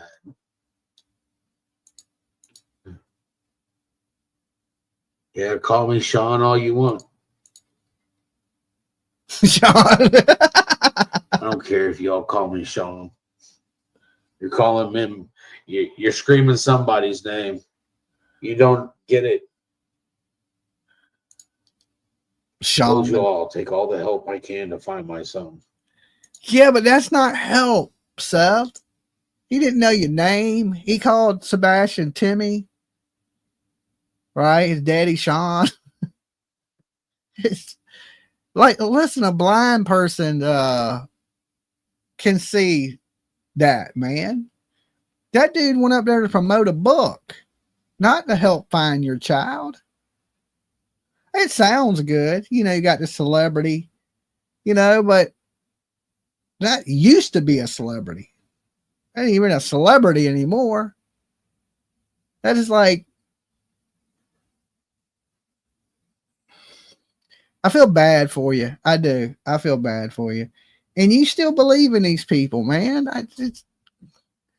Damn, Sean. I'm playing. Seth, man, get away from them people. Stop believing that shit. Right? You're the last one that believes it. I remember when I first said something about that bleached blonde haired dude. Everybody's like, you jealous? Blah, blah, blah, blah, blah, blah. Them same people owe me an apology today. Okay? Where they at? Don't talk about him. He's found all these, with their fucking address. When you bond out of jail, you got to give your next kin, where you work at, your address, your ID. Yeah, I'll find you too if you give me your address. What missing kid have these people found? And to do this to a parent, it's disgusting. I'd spit on that dude. I'd be like, dude, fucking you're praying, you're fake praying Jesus dancing ass, you murderer, right? Just like they killed the dude over some weed. He brags about how he did 2 years in prison. He should be in prison right now. All that fake Jesus, I love you, while you racist as shit. I am trying to sell your book. Everything's promotion with people like that. I had no faith in them people. I lost all respect, and I was a fan. You can't come into missing kid cases and be like that. Like, I don't know if that bleach you put in your hair that went to your fucking head, but it's disgusting. It's disgusting behavior. I don't care if it comes from a millionaire, a celebrity, a damn reality star. It don't matter. You don't do shit like that in missing kid cases. You just don't do it.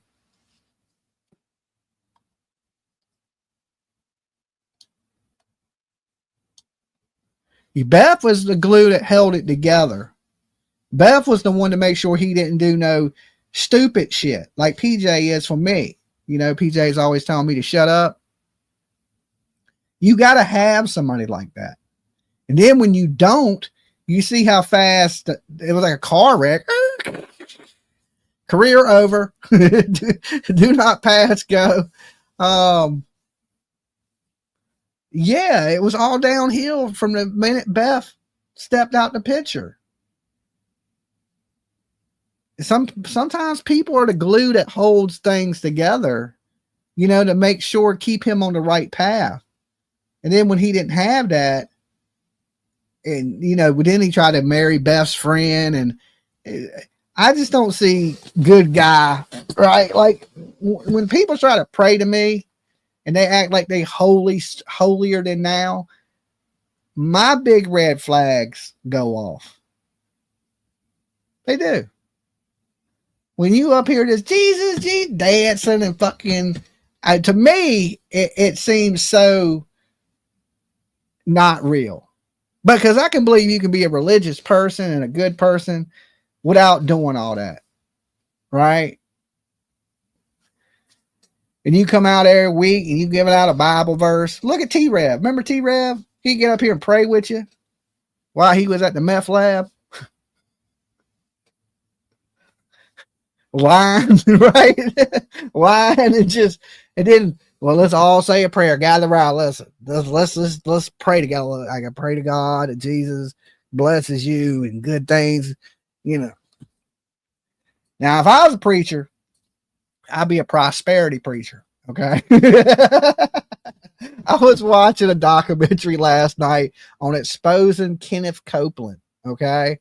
Because I don't like that shit. I don't.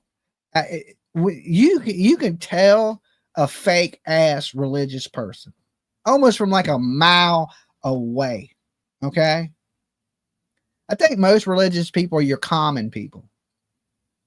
Just like day to day, regular old. They don't try to push it on you. He was a Methodist. T-Ram was a Methodist. That's good. He definitely was Methodist, right? Just like damn Daniel over there in the Jack and Lily case. He must be Methodist too. There's a whole lot of these Methodist churches popping up in trailer parks, right? In little trailers around the world.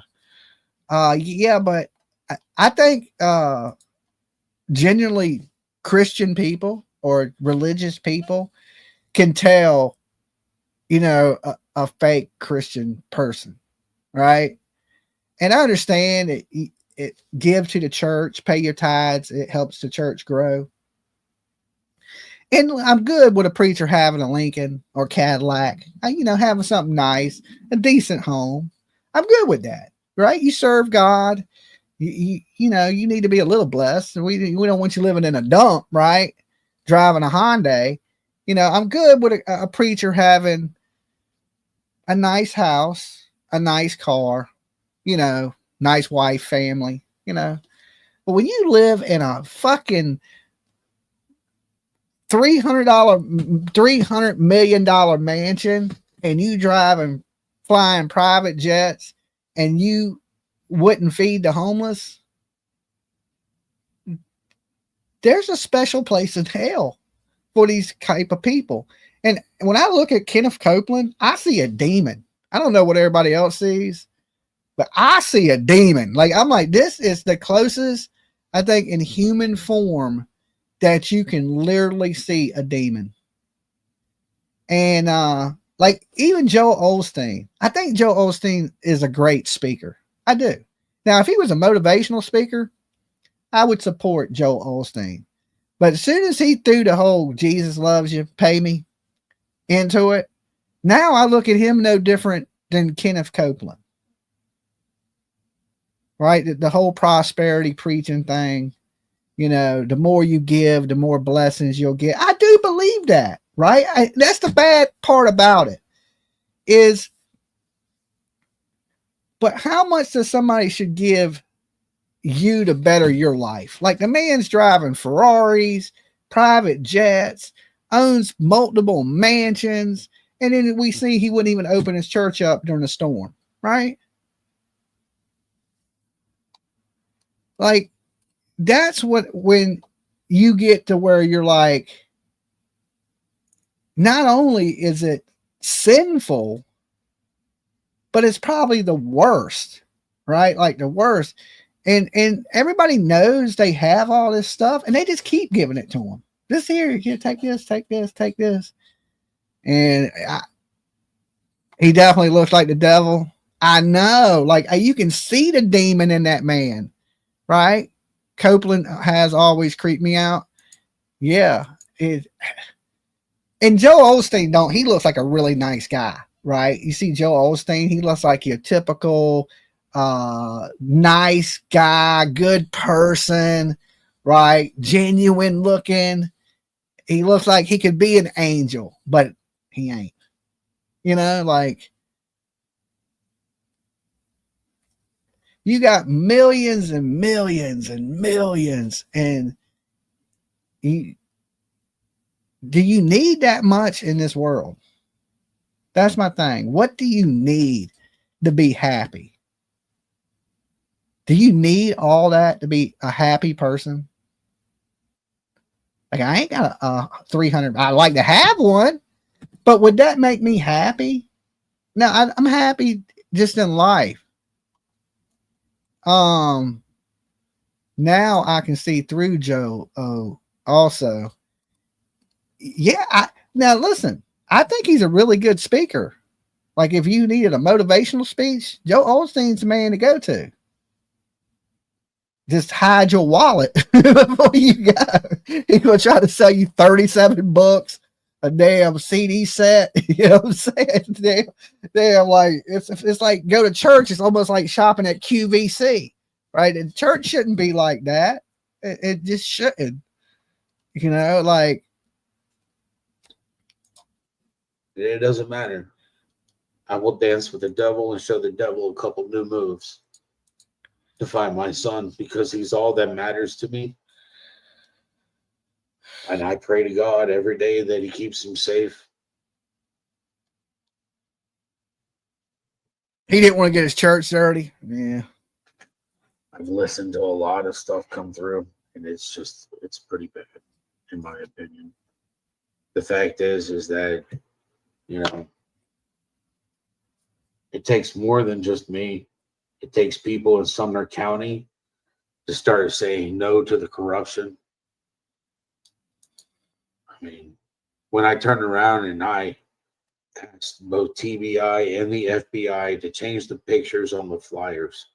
Maggie, you're absolutely right. Right? When Jesus walked in and seen them making money in the church, he flipped over the tables. Right? Like, but I understand it too. You know, I understand a good church and paying your tithes to the church, especially if a church does good for the community.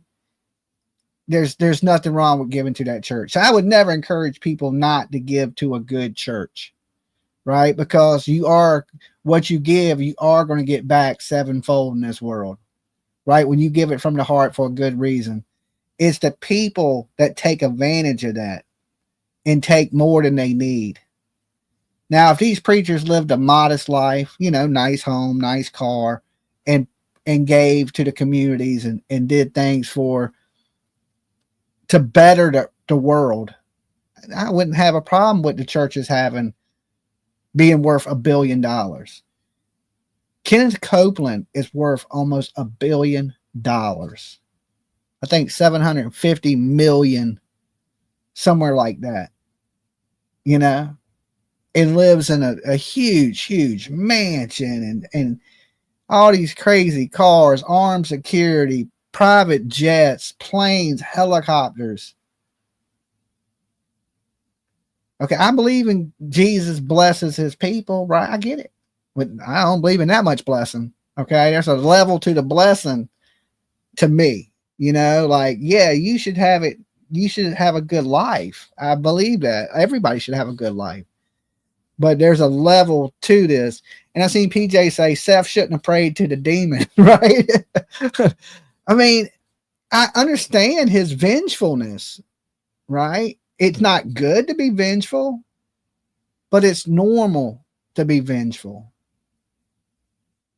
You have to fight that because it's technically wrong, you know, because he says, you know, I pray to God that Sebastian's found. Where if you're praying to God, God don't want you to be vengeful, right? But there's Christians out there that believe God is vengeful. They truly do, you know, and I'm a person that believes God is a loving, caring, forgiving God. I guess it's your perception of what you think God is, you know, so it depends if it's Old Testament, New Testament kind of thing, you know, but certain Christians believe certain different things and they see God two different ways, you know. It just is what it is. And TBI and FBI said, sure, we'll get right on that. Well, the FBI came through. And in 2 weeks, we had new pictures on these flyers. Unfortunately, the TBI hasn't done nothing because they won't do anything unless Sumner County agrees to it. And Sumner County is not agreeing to anything because they don't even track down the tips that they get.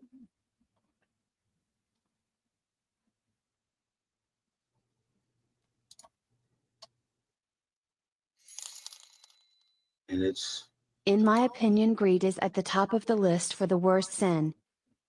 Greed. Yes, that, like I said, everybody needs to survive. Everybody's going to need to be financially secure. But people that have more money than they could ever spend, to me, that's when you got too much money, right? You got too much damn money and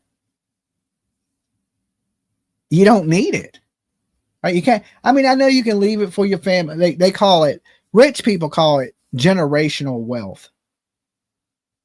What I call it is you greedy bitches don't want to come off no money. You know what I'm saying?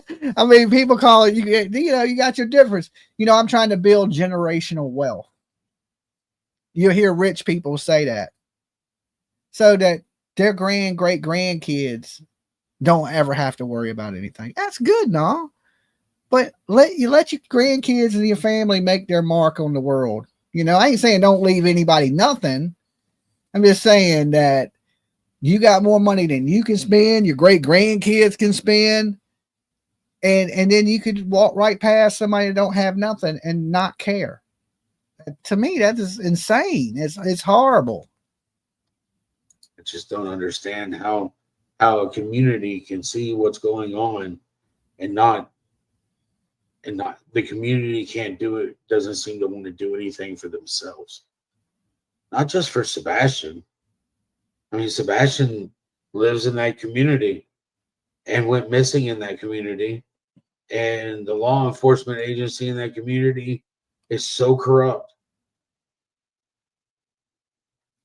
And yet nobody's turning around and saying anything about it because the corruption is so thick.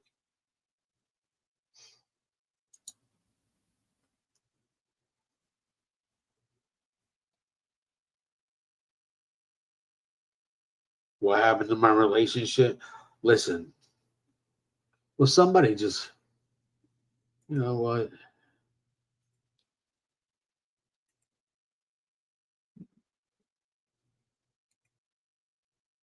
He's getting rid of trolls. Welcome to the internet, Seth. Welcome to the There internet. you go. Tired of the scene coming up, and up. If somebody sits there and tells you something over and over and over and over and over and over and over again, and you continue to believe it, but you're not seeing it, at some point in time, you have to call BS on what they're doing. Amen, Seth. Amen. Shit. Are you getting the point? Are you getting the point? Right there, you just said it. You just said it. Let me repeat it. I got to play this back. Okay. But yet you're allowing these people to do this. Right, Seth, listen to your own advice, brother. Listen to your own advice. You don't even have to take my advice. Take your own advice. What happened to my relationship? Listen, well, somebody just take your own advice. You just gave yourself the best advice you could give yourself, and you don't listen to your own advice. Dolly, you live? Yes, I'm live. There you go. Tired of the scene coming up, and up. All right. If somebody sits there and tells you something over and over and over and over and over and over and over again, and you continue to believe it, but you're not seeing it, at some point in time, you have to call BS on what they're doing. But you haven't. You haven't. Good advice, Seth. Absolutely great advice. Great advice. I don't live in that county. Because I'll tell you right now, Seth, you got to take your own advice, brother. You got to take your own advice. You've seen these people have been saying all these clues, and they're going to kick in doors, and they're going to find your son, and he's alive, and they know where he's at, and all these things, right? And we're seeing this in the Jack and Lily case too, the exact same scenario, but instead it's coming from like Durwood and Janie got a gun and a shovel, okay?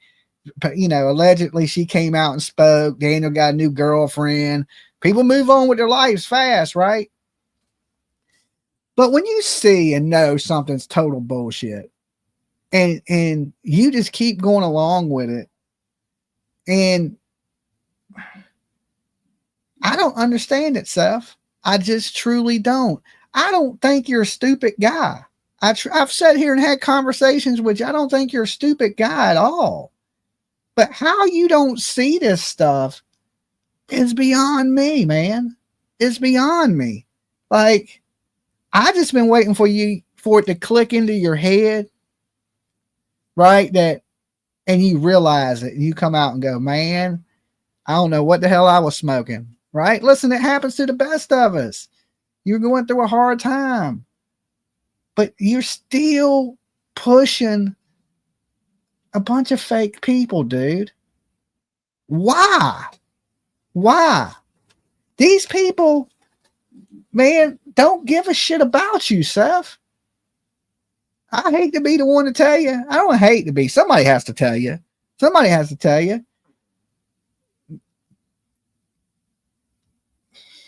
You're just spinning yourself in circles, bro.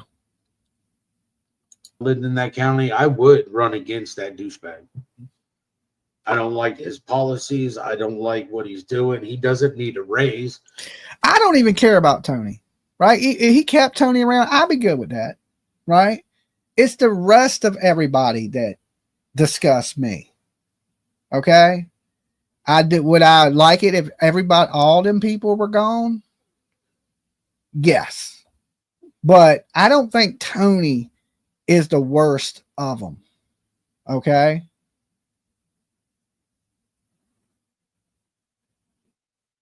The rest of them, they got to go. They got to go. And I would recommend getting rid of Tony too. Get rid of all of them. You can only have one general. And Seth should be the general for the Sebastian army. There's too many cooks in the kitchen. You know what I'm saying? There's too many chiefs in the TP. Whatever damn metaphor you want for it, it just is what it is. He needs to get himself out there and find my son. Do something. I sent them a letter. Maybe I'll put the letter up on. I literally put a letter to them, an email stating that if you hadn't done, not listed several things, and it's not just on that side, it's on my side. If you haven't tracked these things down for every suspect, then you can't tell me you've done your job. And when I sent that letter to them, Dolly, have you had a chance to talk with Daniel or Belinda? I spoke with Daniel and the biological grandmother through chat. Now in person, no, they haven't cammed up and came up here, Andy. I don't, I'm going to get into the Jack and Lily stuff in just a few minutes. I'm going to tell you now, I don't believe anything anybody's saying in the Jack and Lily case. I believe it's all people pushing narratives, no matter what side, if you're on the Malaya side or if you're on the Daniel side. To me, both of these people know. I don't believe Daniel. I don't believe his mama. I don't believe his friends. I don't believe Malaya. I don't believe the fucking chief. I don't believe any of those people. And we're going to discuss that. And I'll give you 1,000 reasons why in just a few minutes. Okay. I don't trust any of them. And as looking at my viewers, I would tell you guys, in my opinion, now you don't got to listen to me. A lot of people don't listen to me. Seth don't listen to me. That's for damn sure. I wouldn't trust any of these people. Now, as far as YouTube creators, I say, let them talk. Okay, let them talk. The more they talk, the more inconsistencies come out.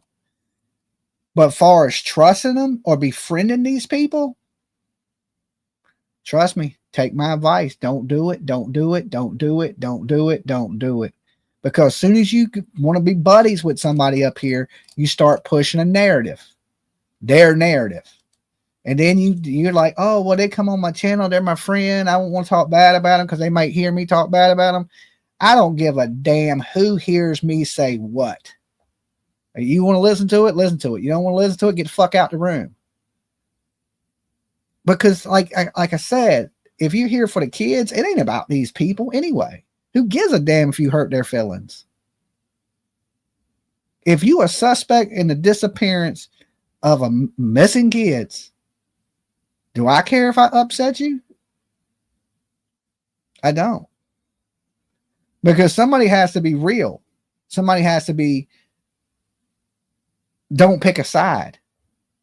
Right? And people like on YouTube, they like to pick sides. Whereas I'd rather stay neutral. I ain't kissing your ass. I ain't kissing your ass.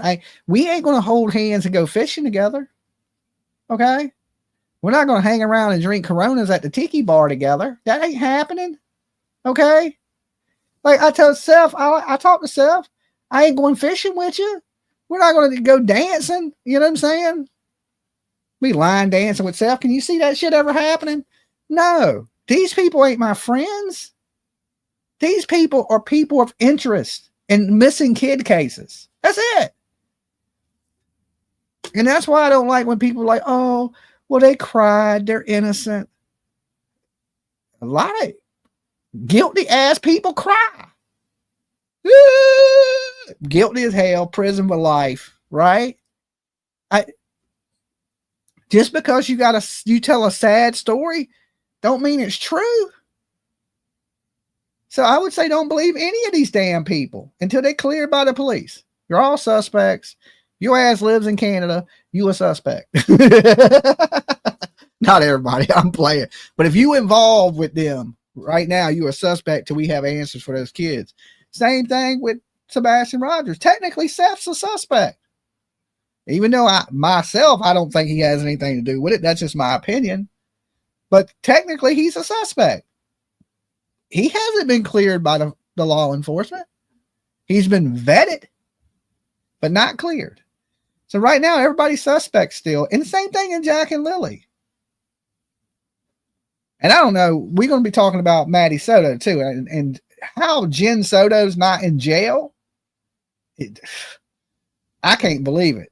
But there is a link posted at the top. If you guys want to help me with my trip, you can donate on that link. Just make sure you tell me that you donated so I can thank you personally, because I don't have it to where it don't pop up on the screen and tell me you donated to the Give, Send, Go. But that helps me do the traveling I do, because I'm going to be in Florida next week covering the Maddie Soto case live from the courthouse. So I'm flying down to Florida, and I'll be broadcasting with you guys live from the courthouse. What is it, 10 days? Something like that. So you'll get a lot of Dolly on the road for a good week or so. I'm going to be out. So all that stuff adds up. So if you can help out a couple bucks, would be great. If you can't and you want a fixed budget, I understand. You know, we'll make it happen either way. But if you did donate, thank you guys. It means the world. It helps us bring you the content that we bring. All right. They stopped wanting to communicate with me. Definitely. They want to stop Thelma, communicating with thank me. you. That's fine. But when I'm getting only lies, like they called me in on You're my an son's angel. birthday. My son's birthday, you call me in and give me a line of BS. Okay? It's my son's birthday. I'm going to listen to you. I listen to what you got to say. But you can't tell me one thing and then do another.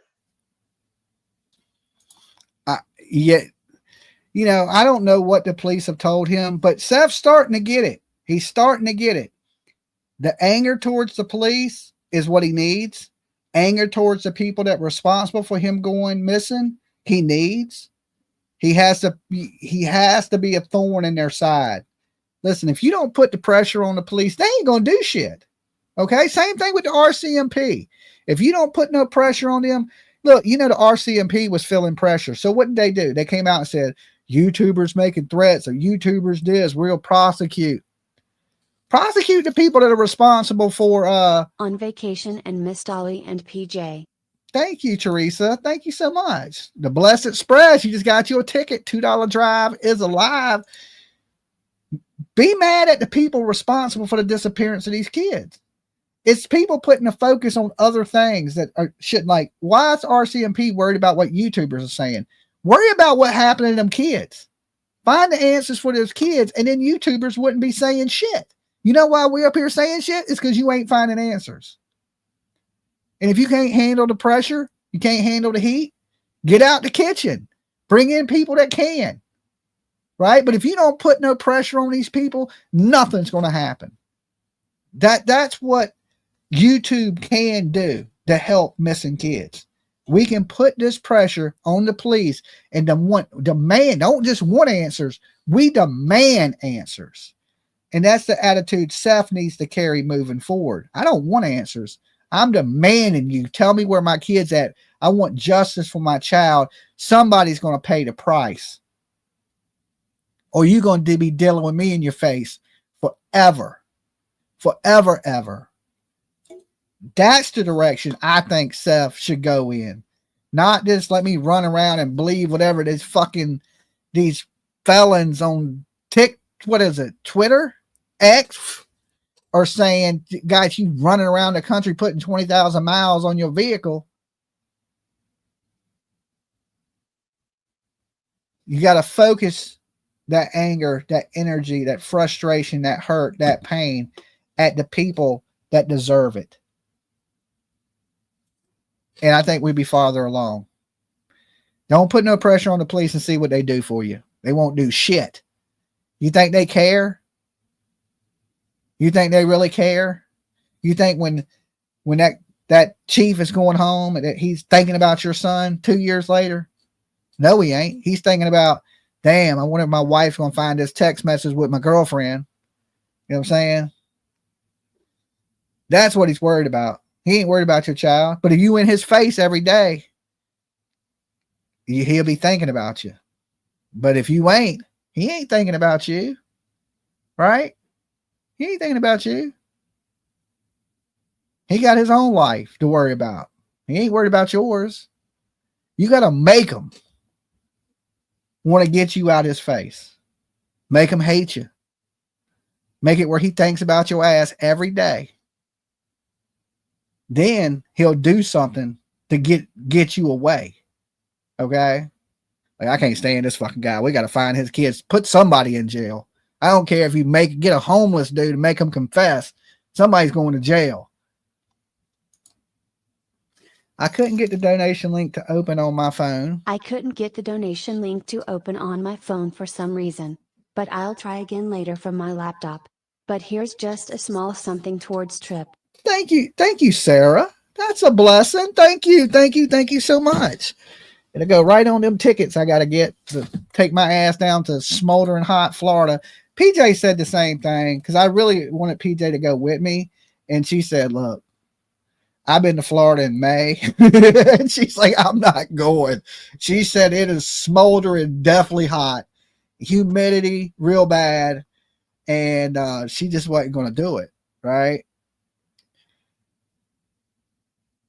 So I guess I'm going solo, but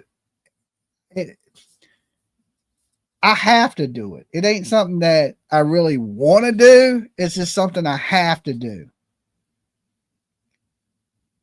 I like to see the justice handed out firsthand.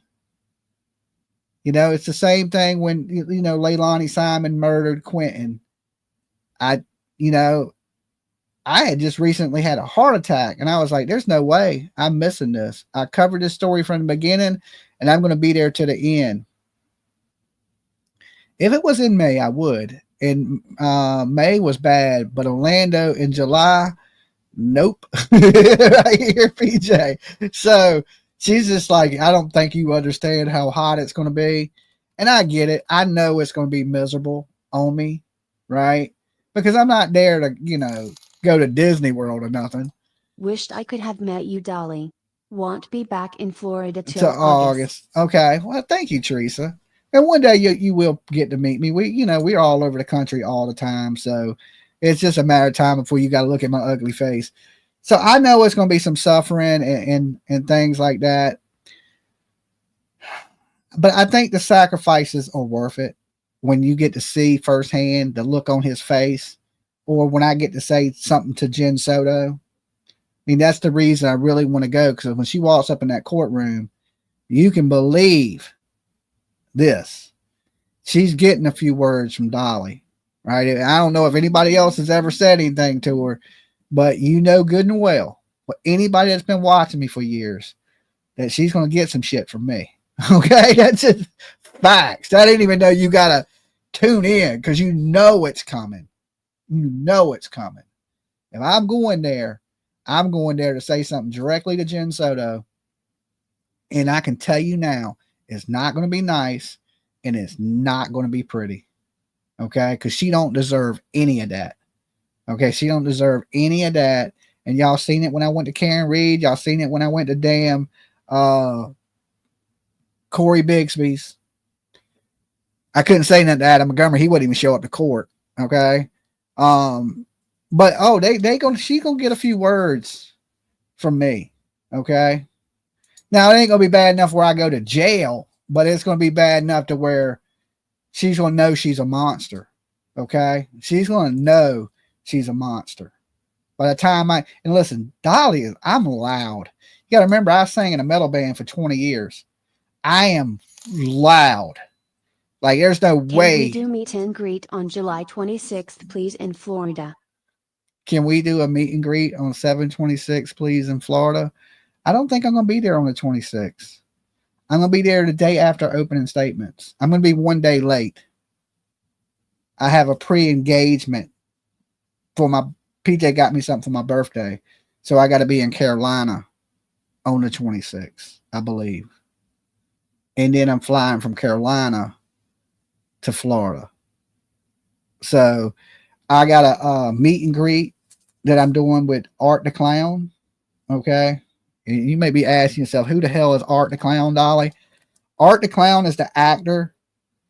Well, his name is David Hawthorne, is the actor. But he is the person that plays Art the Clown in the movie Terrifier 2 and 3 and 4. Okay? He's also the actor from the movie Screamboat. But, for anybody that don't know, I'm into horror movies, right? Tell Art I love him, LOL. Okay, Steve. So I get to meet Art the Clown on the 26th, right? That's what PJ got me for my birthday. She's early because it's the chance I got to meet him. So I'll get to take some, pictures. He'll get to sign some of my horror stuff that I have. So really cool present from PJ, right? And I guess she knows how much I love horror movies. So I get to meet Art the Clown, and that's going to be fun. All right. And then from there, I go to Florida to sweat. Okay. You have watched those movies? Okay. Well, awesome. But that's where I'll be the 26th, is there with to meet Art the Clown. Are you going to go see the new I Know What You Did Last Summer? Yes, I will. And me and PJ and the kids, we just went and watched 28 Weeks Later. Or was it 28 Years Later? I think it was 28 Years Later. That movie was damn stupid. Okay, it was so stupid. Okay, so Seth basically is sad. I'm going to wrap up the Sebastian stuff because I've been talking about Sebastian for like 2 hours.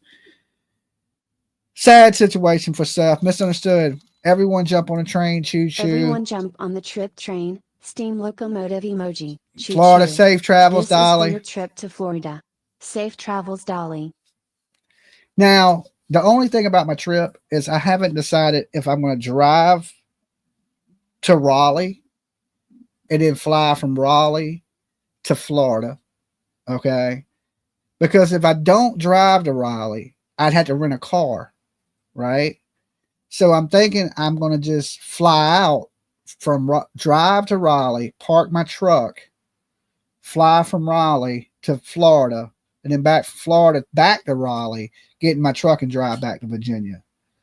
That way I can avoid at least one plane ticket and one rental car. That'll save me a little bit of money. Okay. So I'm always trying to think of ways to save money. But if I had to fly, then I got to fly to Raleigh, had to rent a car. And I don't even know if I can rent a car in Raleigh because I won't have a return. No, I could do a return trip from Raleigh. No, that wouldn't even make sense. So if I fly to Raleigh, then I got to fly to Florida, and then I would fly back to Virginia. Usually, because I don't have a credit card, I cut them all up so I wouldn't spend money. So to rent a car, you got to have a flight there and a return flight. If you don't, you can't rent a car from the airport unless you have a credit card. I don't have a major credit card. So, but I can rent a car with my debit card if I have a return flight. I don't know why that is, but that's their rules. So if you fly in and you can fly out from there, you can rent a car. So it don't make much sense. But if I drive there, then I have to fly back there. So it is what it is. I'm just trying to save a few bucks. Now, I'm going to jump into that situation real quick, and then we'll get into Jack and Lily. We'll save Jack and Lily for last. Maddie Soto. If you are not familiar with Maddie Soto, 13-year-old girl. Jen Soto was her mother. Maddie Soto went missing the exact same day that Sebastian Rogers did. But she was found a week later, unalived, in a field. Okay. So Stephan Sterns was arrested, which is this creepy ass dude. It was the mama's boyfriend. So the mother was literally allowing her 13-year-old daughter to go sleep in the room with her boyfriend because she couldn't sleep with them in the bed with her. Or if she did let them sleep, they all slept in the bed together. If you ask me my opinion, I would say the mother was emming the child. You know that word. let's just say having relations with what I believe was her own child. She said things that were like, I can't no longer sleep in the bed with her. I can't risk it. What the hell does that mean? Right? It almost sounds like you were messing with your kid. And then she was sending her kid to sleep in a room with her boyfriend without them. So, of course, when she goes missing, they take Stephan Sterns' phone, they search it, and they find 60 images of child P. Okay? Do you know what the P stands for? All right. I was trying to keep it classy and not trashy. He was charged with the 60 counts of child material, okay, on his phone. And most of those pictures was of Maddie Soto from the time she was 8 years old up until she was 13. So today he had a pretrial hearing at 9 o'clock. So he's done went to that by now. And whatever the pretrial hearing was on, I'm not quite sure. He also has another court date coming up after this one, and that is for the murder of Maddie Soto. Now, I do believe he's going to take a plea deal, like Brian Kohlberger did in the murder, but he is going to stay in trial for these child P charges. That is the case I'm going to be down there for, okay? And because I don't think the murder trial is going to happen. I don't think he's going to take a plea and take a sentence to life in prison without the possibility of parole. But he's going to go through with this trial because this trial directly relates to the murder trial. So I believe he will be present at this trial, but not for the murder trial. That's why I chose to go for this one and not wait for the murder trial, because I don't believe the murder trial is going to happen. And I want to see him get that life in prison, because he faces life in prison just for the child P stuff. Now, he don't face the death penalty for that, okay, because of the law, how the law changed, whatever it may be. But he does not face the death penalty for the 60 counts. He faces life in prison.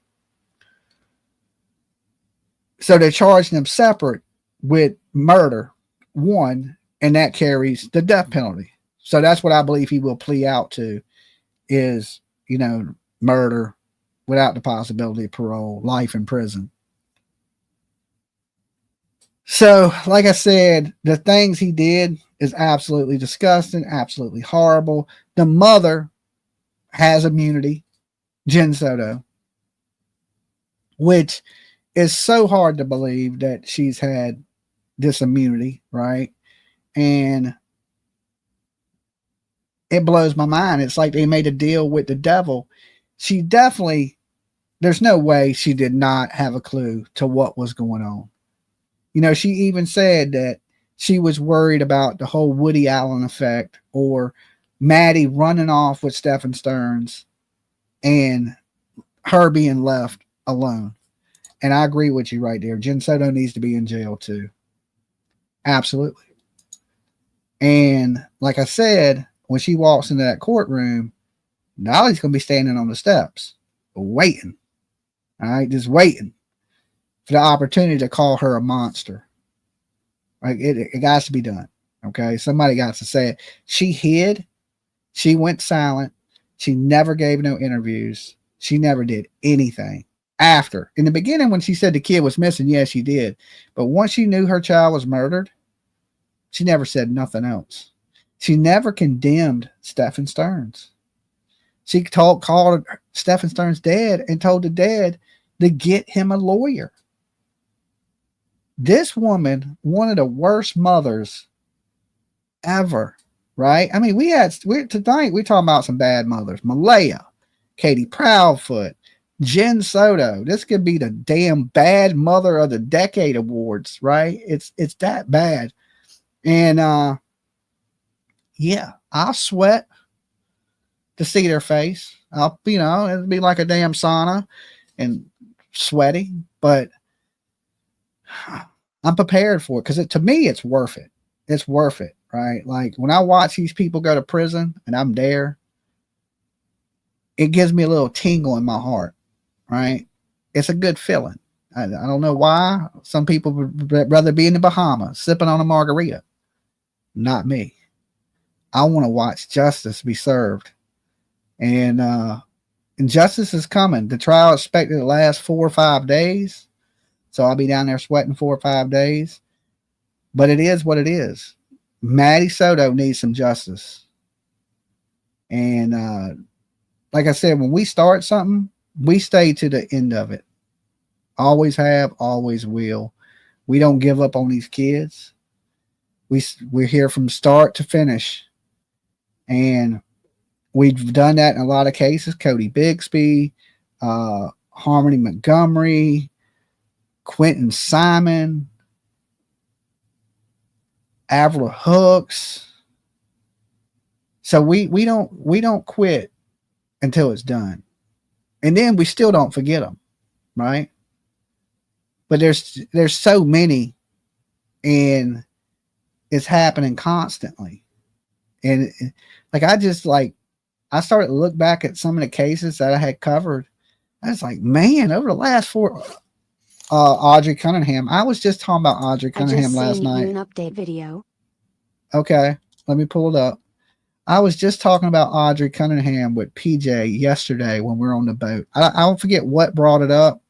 I think it was about throwing her kid overboard. I was kidding, but you know,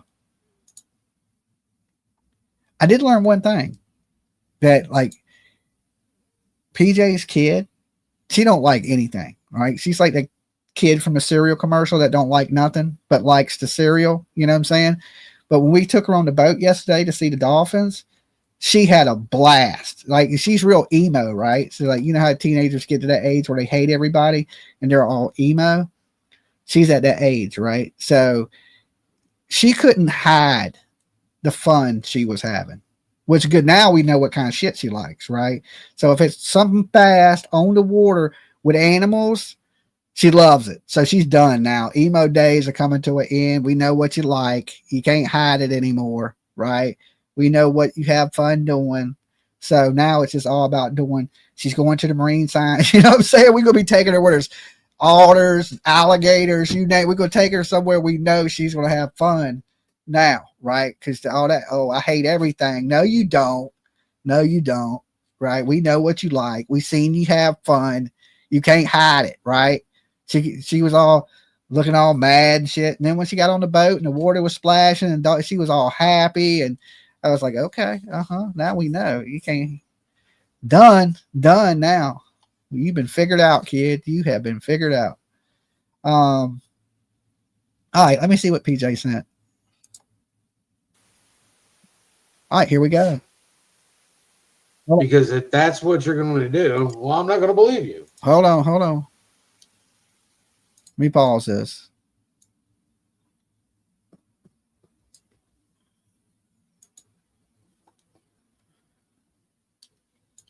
Let me share this.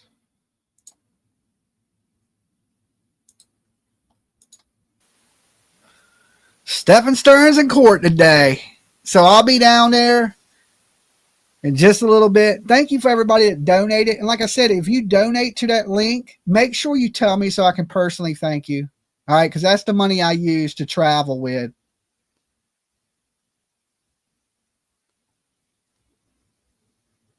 Let's skip ahead a little bit.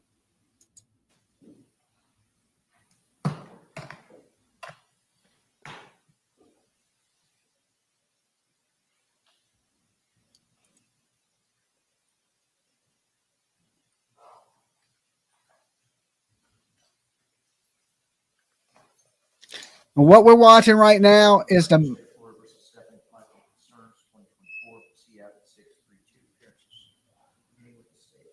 Danielle Cannell and William J. for the state.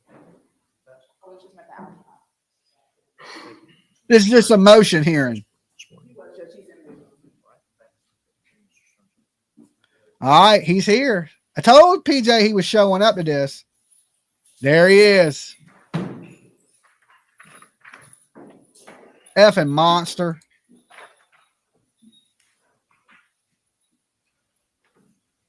We're here on 3 preliminary pretrial matters. This hearings are scheduled for 1 hour. Ms. Smith, I don't have a preference on what order we handle your motions. Would you like to address first? Mr. Johnson, my apologies. No problem. Tagging on the first motion, Alex Johnson for the defense. We'd like to address defendant's motion to remove newspapers from courthouse during pendency proceedings. All right, thank you. As to argument for this motion, defense did have pre-marked this morning. I would move into evidence as defense exhibit 1. It's been pre-marked as defense exhibit A. A copy of the Osceola News Gazette that was present in the lobby this morning, which directly addresses the Stephan Sterns trial to begin July 22nd. The front page of the newspaper. They better let media in. State has no position, Your Honor. Thanks. We received the defense 1 for purposes of this.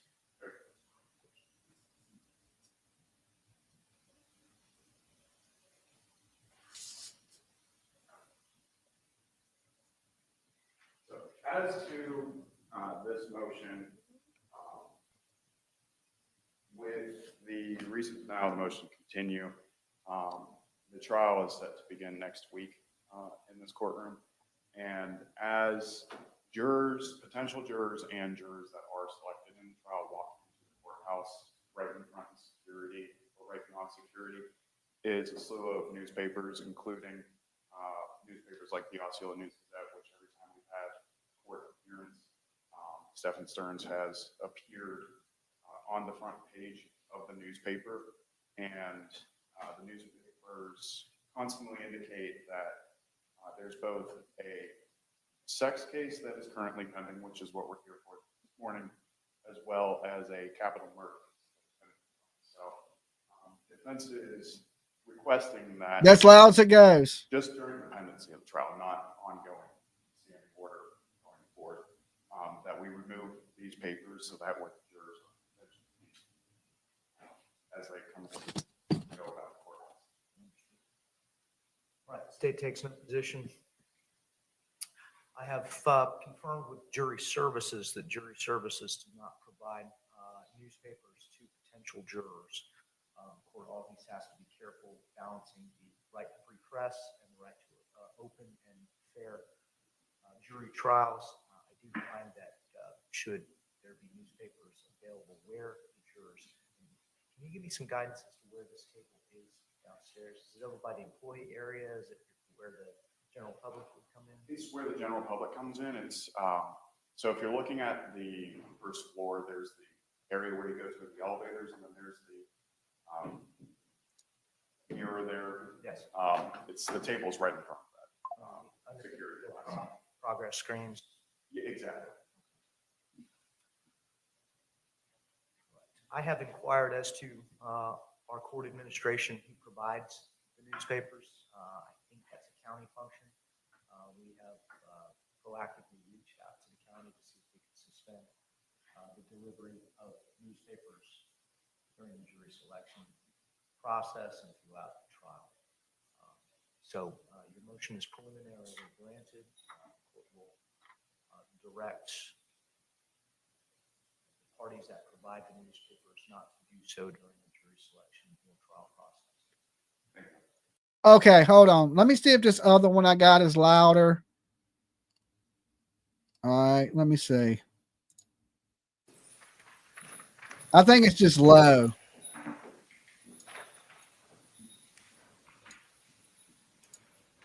And granted, to move the newspaper, it's just as low.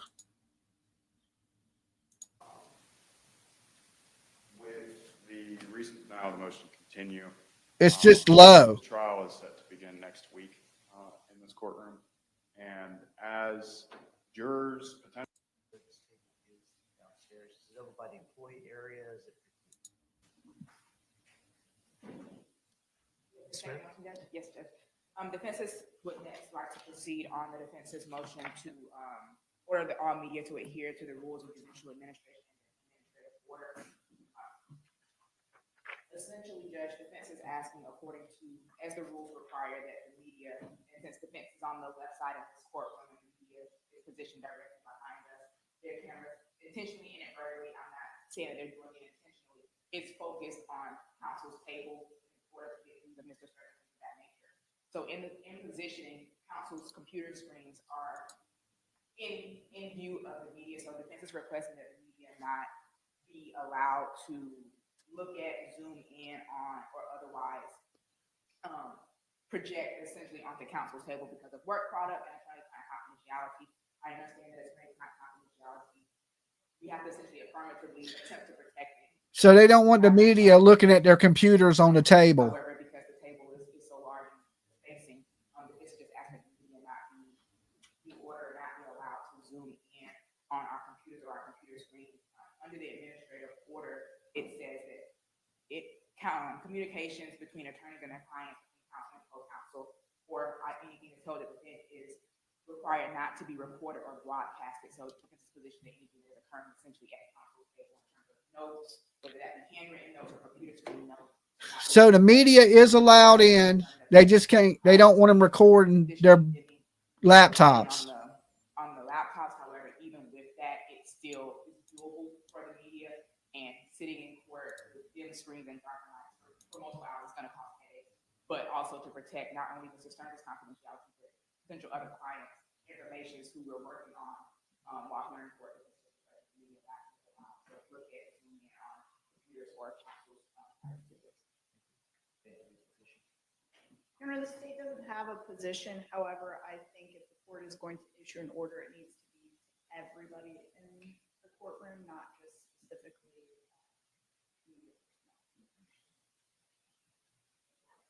Are you saying to the state as well, in terms of media personnel, or anyone not being able to do it?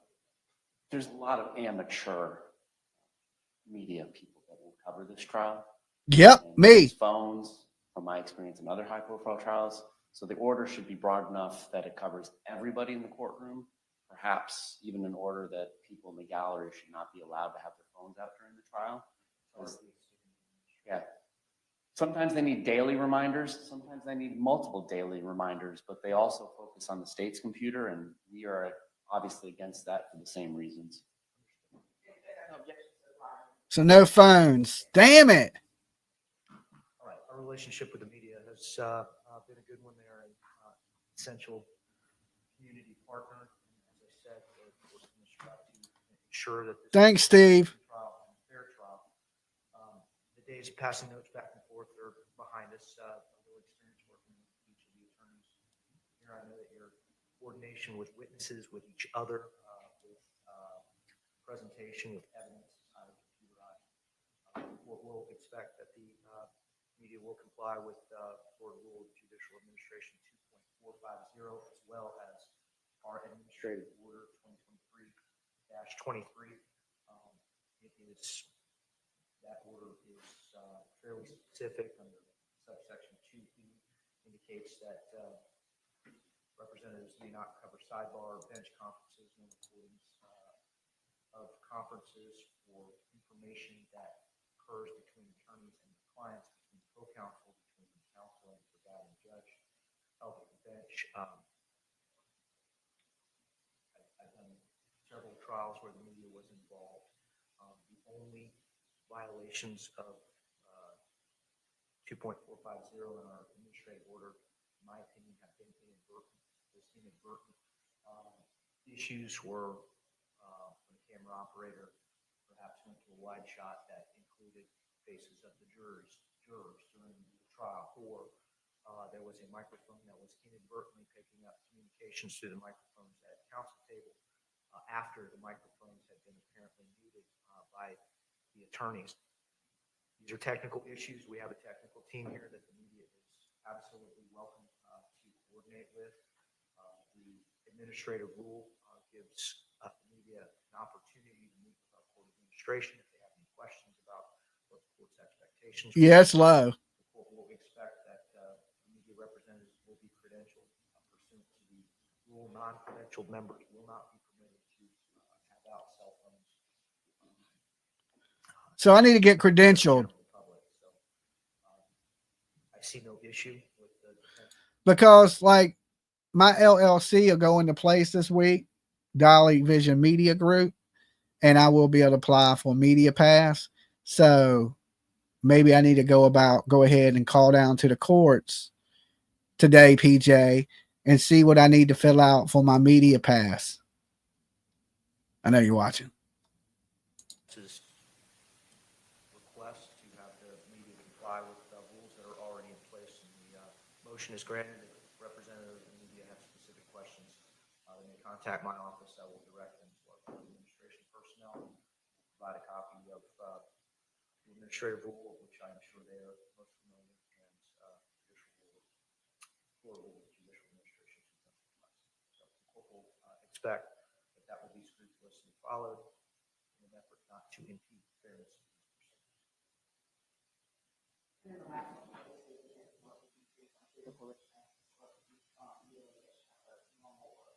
Then I can have my phone out. You anticipate presenting any witnesses in support of restraints? The state just has one. Richard Rosales. Thank you.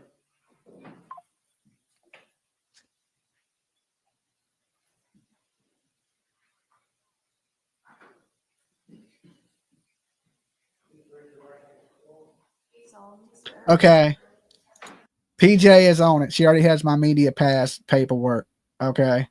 So, yeah. So, like I said, I've been putting in for my LLC. So it should go in place this week, which will be Dolly Vision Media Group LLC. This way, when I go places, I can put in for my press passes and things like that. So to show them it's a legitimate corporation, and we're able to cover these things.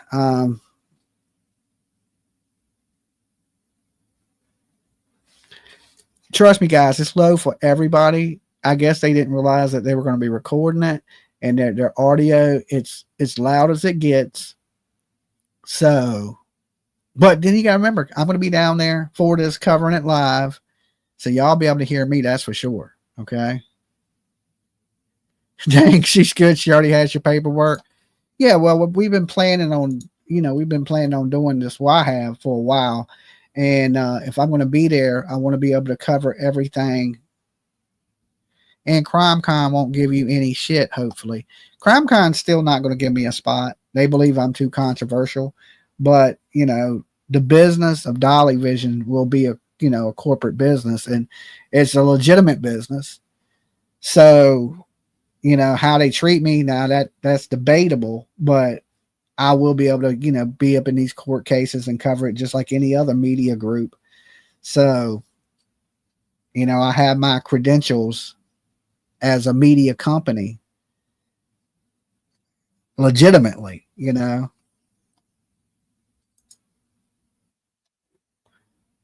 Matter of fact, when I'm done here today, I'm going to go drop the paperwork off.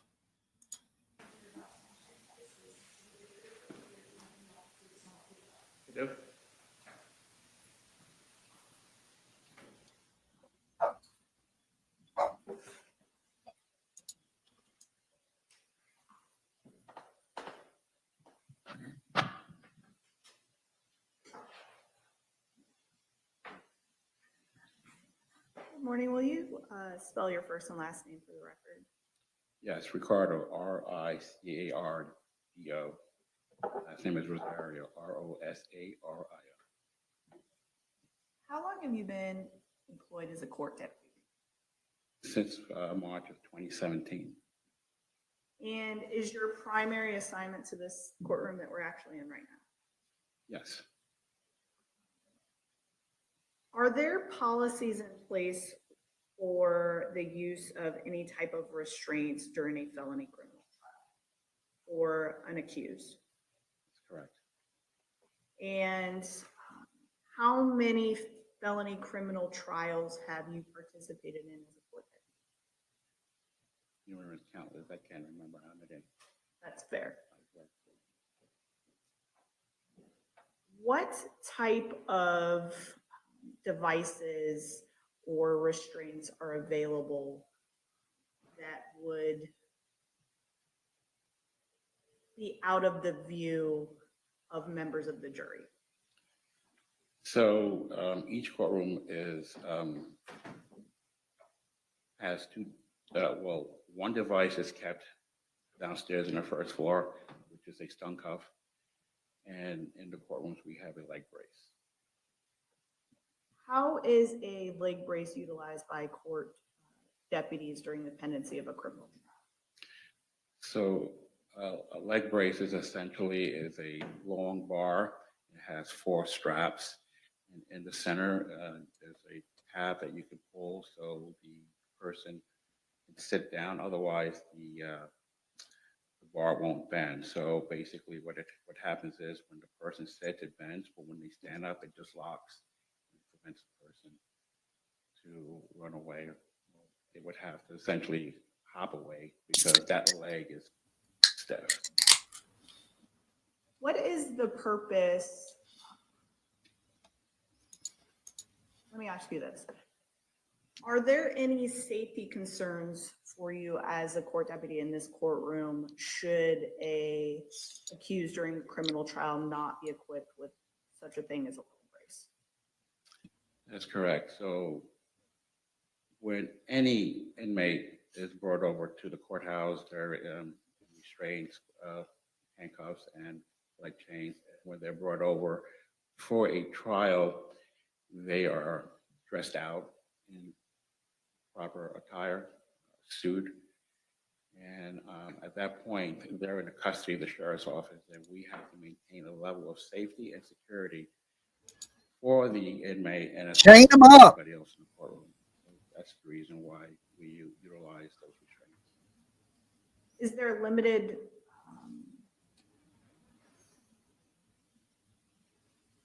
limited staff here at the courthouse for the sheriff's office?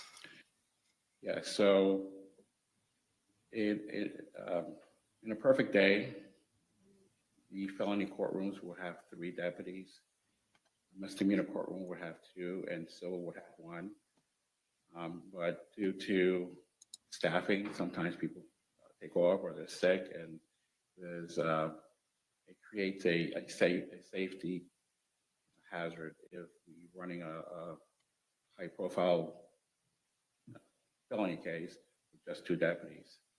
So hence the reason why we use also the device. Is this device something that is visible to anybody that is looking at the outer appearance of an inmate that's wearing it? No. Is this device something that delivers a shock or pulse of electricity or anything like that? That's correct. It does or it does not? It does. Stephan How does Sterns. that happen? So if I may, I have the device in front of me. Would utilizing the device assist you in explaining how it operates? Yes, ma'am. Yes, we have a So deputy. essentially, this is a stun cuff that's wrapped around a inmate's ankle and it's tucked away under the clothing. There are 2 metal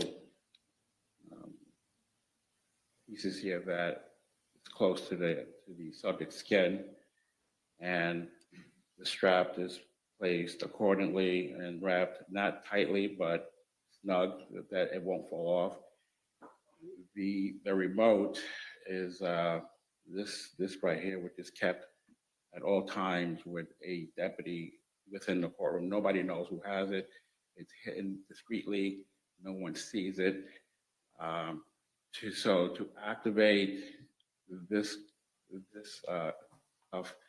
it's a 2-step process. There's on, and then there's fire. So the device won't accidentally fire on itself. It has to have a 2-step button to fire. They want to hit him with a taser if he And acts the up in device the courtroom. isn't triggered by movements of an individual or anything like that either. That's correct. And is this something that is utilized by court staff in addition to the leg brace that you described? It's one or the other. So there's 2 options that are potentially available to court deputies depending on Hold your remote. Yeah, there you go. Let me hold it. And both of these options are outside the view of anybody that is looking at the outer appearance of an individual as long as they're wearing pants. Correct. So when we put these devices on the inmate that's scheduled for trial, it's out of the view of the public, it's out of the view of the jurors. No one knows that the person set for trial has it on. Now we know. And let's talk a little bit about writing utensils. If there is an inmate present in court, are they given a writing utensil? Yes, they do. They get a flexible pen. Jail pen. Those flexible pens are made available by court staff to individuals that are participating in the criminal trial process. Yeah. And what is the purpose of court deputies providing that specific type of writing utensil? Essentially, the pen, it does write well, but is used sort of for a safety purpose in the event that the inmate would like to use it sort of as a weapon. The pen is designed to fold and flex as opposed to another pen or a big pen or a metal pen that can actually be used as a more deadly device. It's a safety concern for court deputies. Yes. Yes, a flexible pen. It bends. In jail, they take paper, like notebook paper, and they wrap it around the pen so you can write with it. Because if not, it's all flimsy and shit.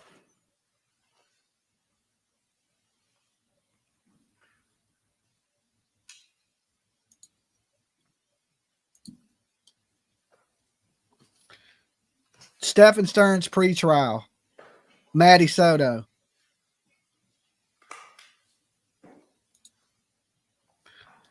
Okay, for anybody just coming in, make sure you hit the like on the video. We got 869 likes and over 1,000 people in the chat.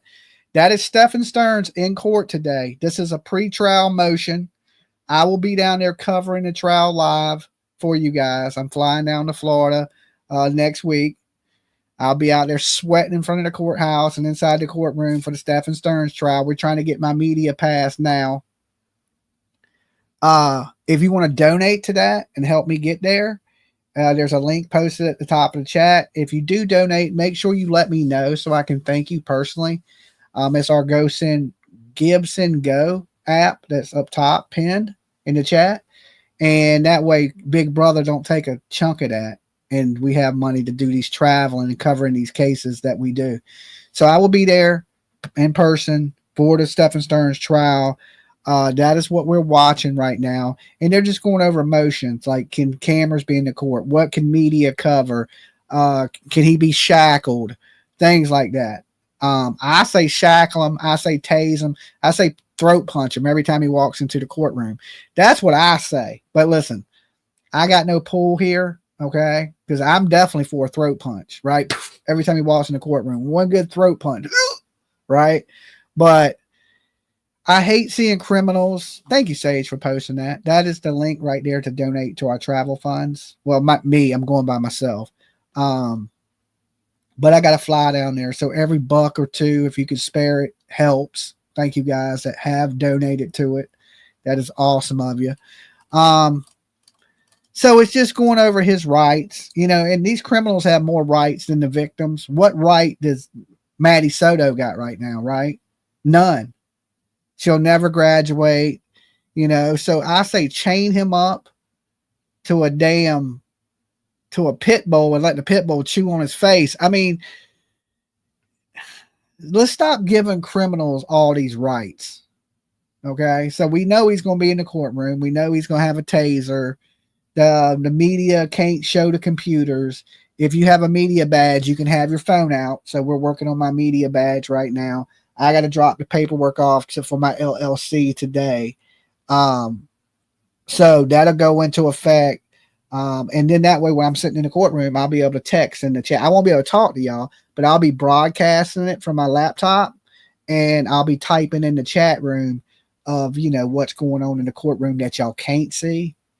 So I'll have it all set up for you guys once I'm there. They shouldn't have rights. I agree, right? And they give these criminals too many rights. And this dude is basically a child murderer. F him, right? F him, F him, F him. He should be chained to the table. Should be shackled to the floor. He should come in with remember when they brought Richard Allen into court and he was in they had him on a dolly and he was chained up like Hannibal Lecter? This dude is worse. Okay? He's worse.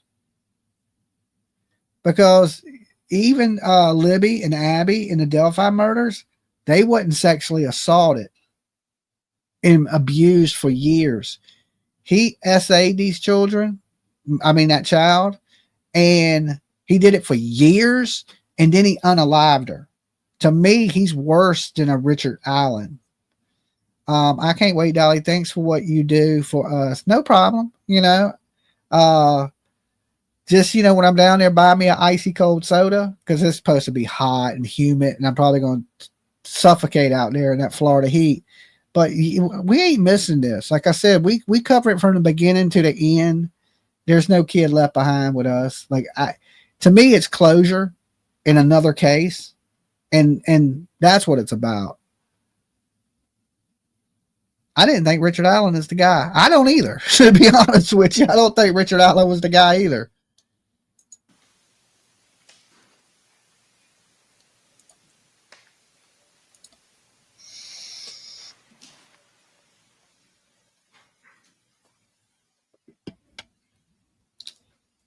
Free Richard Allen.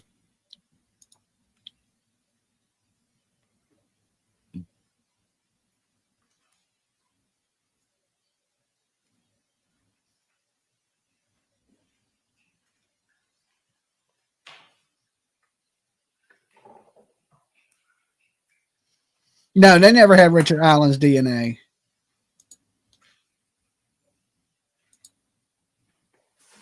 For the purposes of this trial next week, what is the type of restraint that court staff deemed as appropriate for this? We will be utilizing the stun cuff, and actually this is a newer version. The older version is a much bigger, broader box. This one is a newer one. So we'll be using this one right here.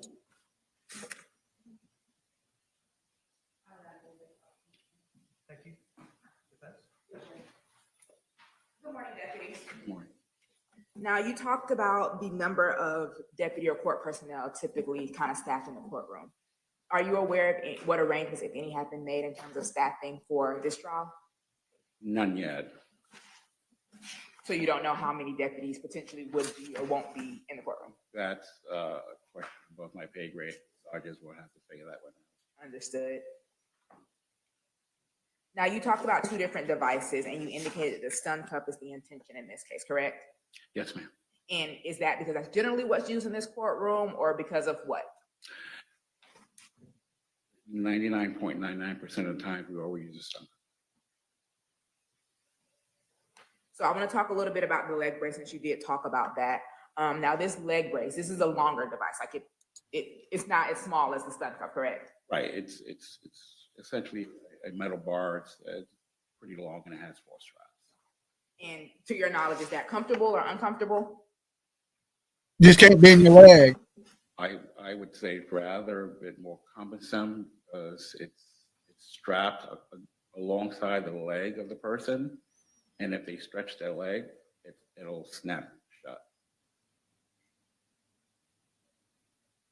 So essentially normal movements could cause it to lock up. Yeah, as soon as the person stands up, it will lock. Yeah, who cares if it's comfortable or I know not? you talked about this being a smaller apparatus that goes typically closer to the ankle, correct? Correct. They should hook that to Jen's Depending on neck. the type of pants or clothing that is worn by the person, that could affect the visibility of the item. Yes. So normally male inmates will always have long pants and the cuffs go right around it, so you really can't see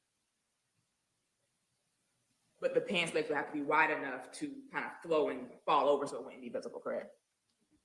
Yes, and we always apply to the right leg, which is furthest away from the jurors. And typically when sitting down, your pants often rise, generally speaking, correct? Yes, And so if the pants are shorter, then the stun cuff at that point would be visible likely? possibly. And those straps, I know we saw kind of like the strap that goes around. Where does the extra, so to speak, of that tuck in, or does it tuck in somewhere? So when you apply this apparatus, it wraps around and then the strap goes through here, so it holds down. So similar to a belt, you know how when you use a belt and you have the extra, where would you tuck in, or where does that extra strap go? It just remains there and it just folds in. So would it be secured or would it be kind of sticking out? Just stick it out wherever I mean, you would really have to look for it to find it. Okay. Now you talked about the two-step process with that remote for the stun cuff. I believe you said it was an on and a fire, correct? So does that mean that once the stun cuff is applied, it's typically automatically in that on position? And All right, I want to take a second. I want to thank Mojo in Flow, and she donated to the Gibson Go, and it says, keep rocking it. Thank you so much, Mojo in Flow. That's a cool name. And Thelma, thank you for both of your donations, one 2 days ago and one today. It says, have a meal and an icy drink on me in the hot Florida sun. Love and light. Thank you, guys. Thank you so much. then you just have to go to step 2 or something else. Well, the apparatus is turned on, so it's always going to be on. But to fire it, you have to press the on button again and then press fire. Okay. And those two buttons are, don't want to assume, are they next to each other on the remote? Or are they two different areas of the remote? Yeah, so the on, then you would have to switch over to fire. So one side is on and one side is fire. Right. And I believe you said that typically one deputy has it, maybe between the 3 of you or 2 of you, depending on how many are in here. You guys would know, but none of the other court Nobody personnel. knows who has it. Just the person who has it, I assume. Yes. So you would know that you don't have it, and so if it's only 2 of you, by process of elimination, the other person would have it. Correct. So essentially, when we do a courtroom operation, each deputy has an assignment. One is for the inmate, one is for the jurors, and one is for security of everybody else. Now let's talk about the writing utensil. You talked about this flex pen or the flexi pen, about how it's designed to collapse in on itself. Now this pen still does have a normal point, like that a ballpoint pen would have, correct?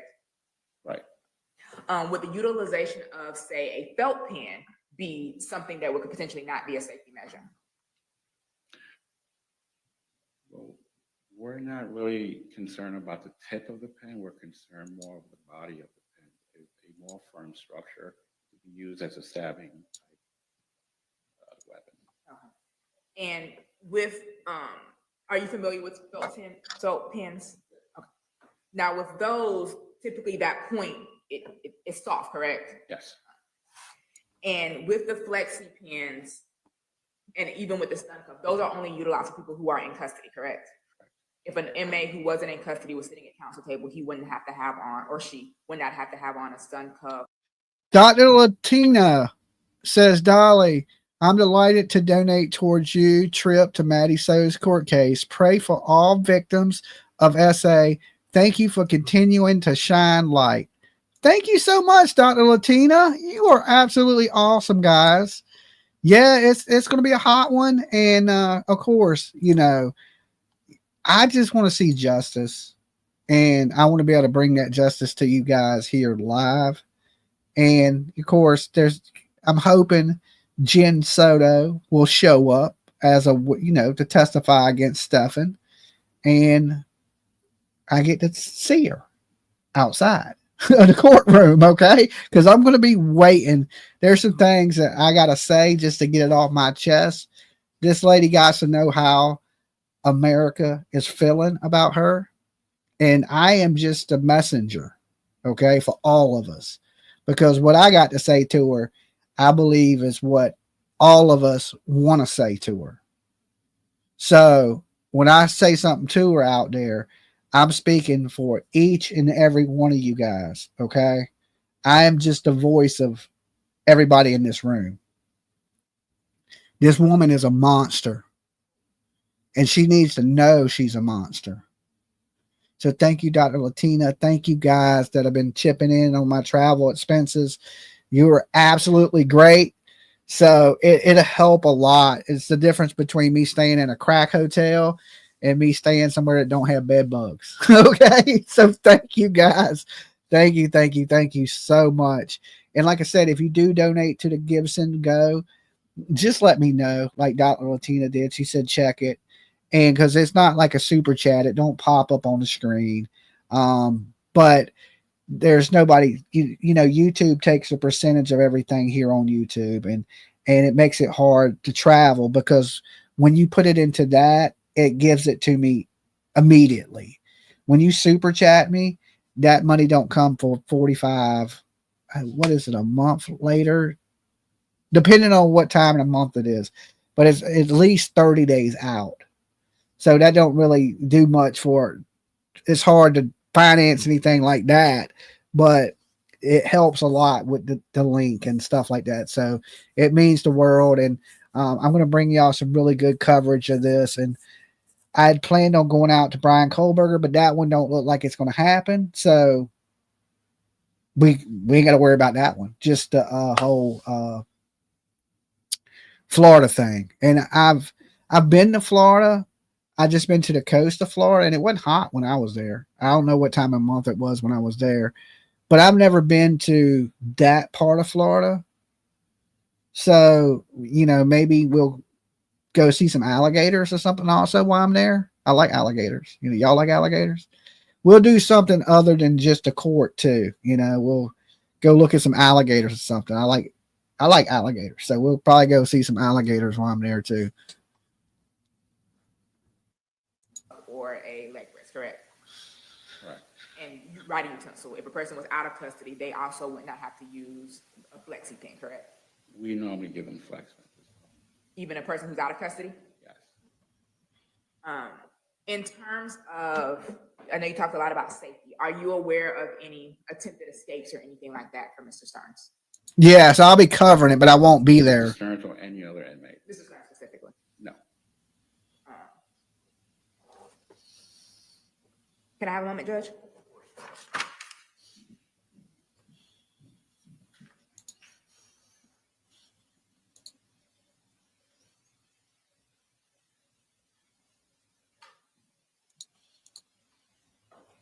Have you had any defendants complain about the comfort of the stun cuff or the leg brace? No, so essentially, if the stun cuff, we put it not too tight, so it doesn't impede with blood flow or anything, or potentially injury, but it is placed snug, so this way it won't slip out. So, but we've not had complaints. So no one's ever complained about like itching or discomfort or rubbing? No. What about with the leg brace?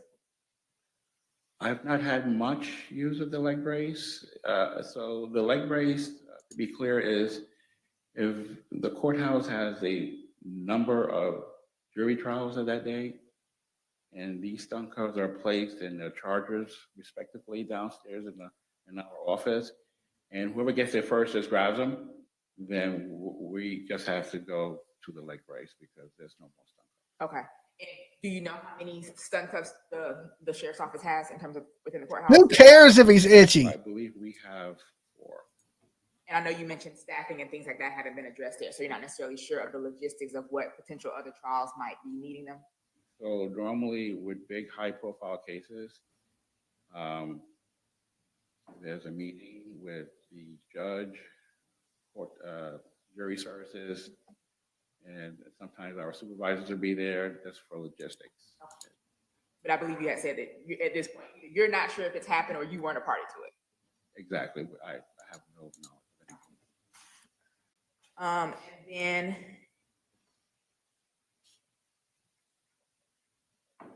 One more moment, Judge.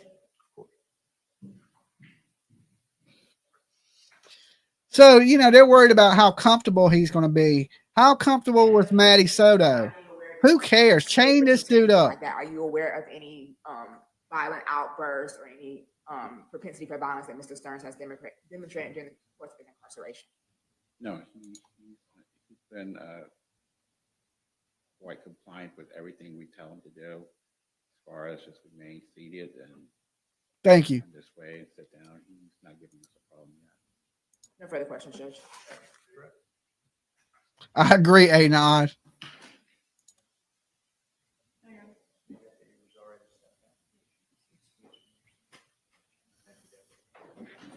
Additional witnesses or evidence?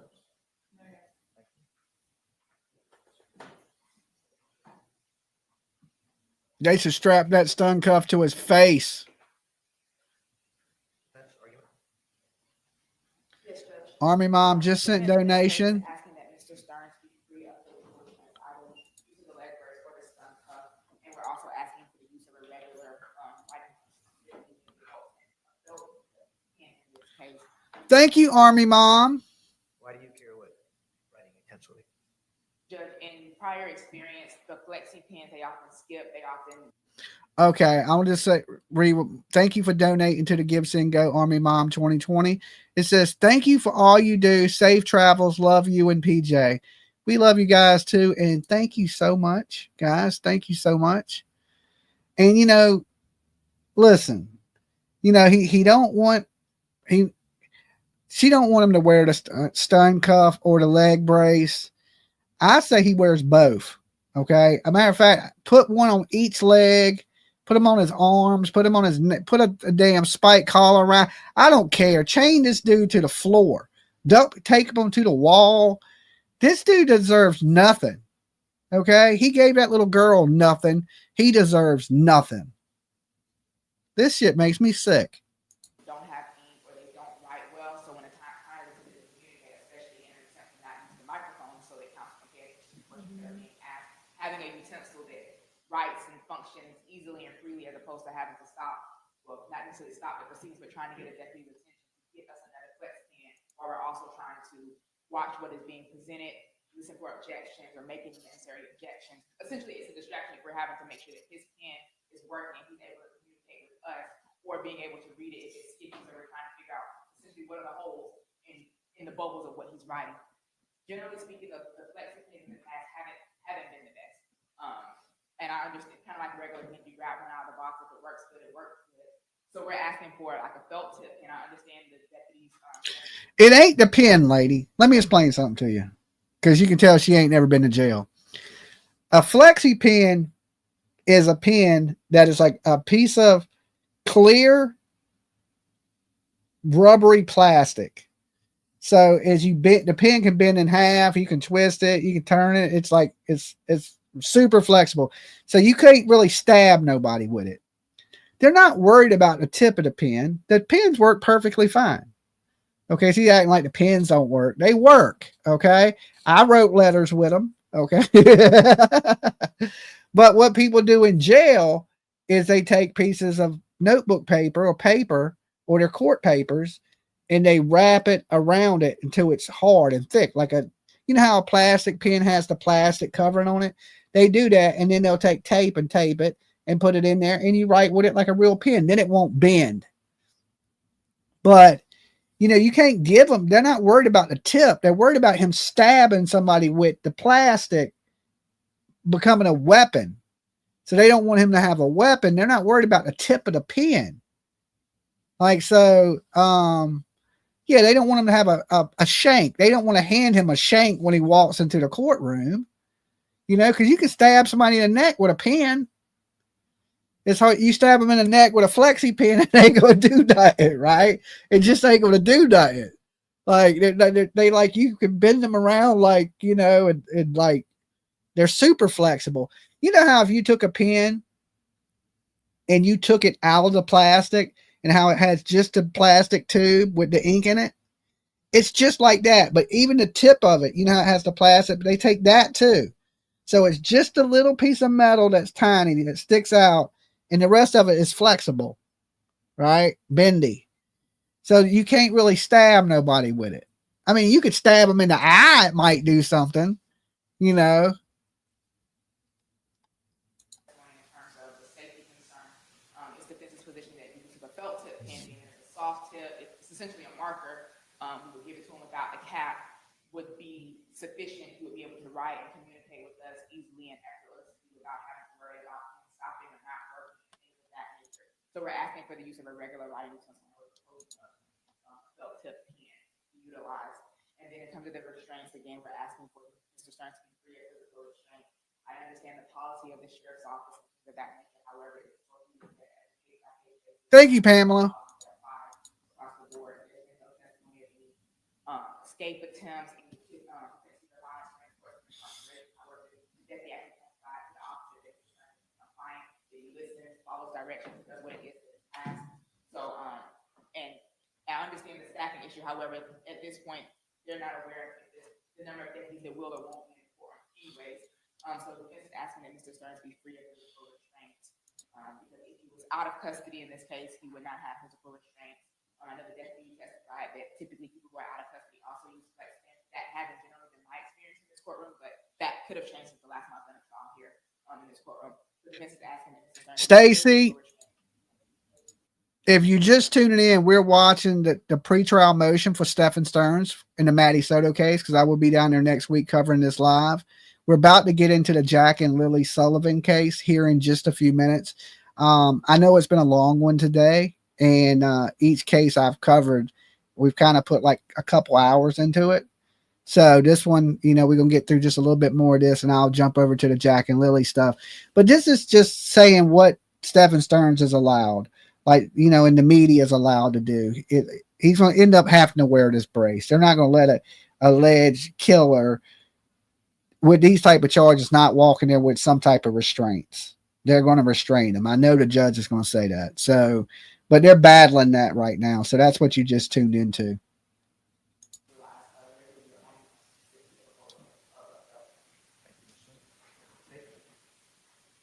Yes, Your Honor, the state provided testimony through Deputy Rosario, who testified as to what type of restraint would be used for this trial should the court deny the motion, the process of utilizing that stun cuff. Also, he testified as to any potential safety concerns with this being a felony criminal trial, and also any safety concerns with the type of writing provided. The state would request that the court deny the motion. Can I see one of the safety? Do we have one?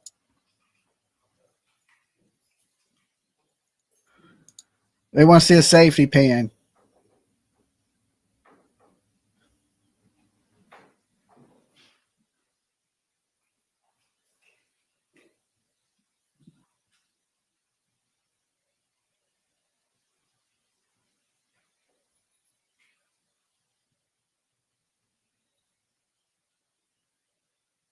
All right, for purposes of the record. Okay, Kay, thank you. Say,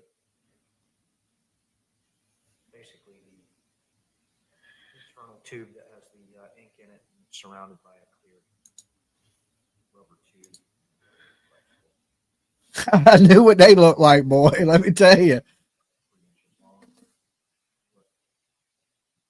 Essentially different than the writing instruments that the attorneys would use.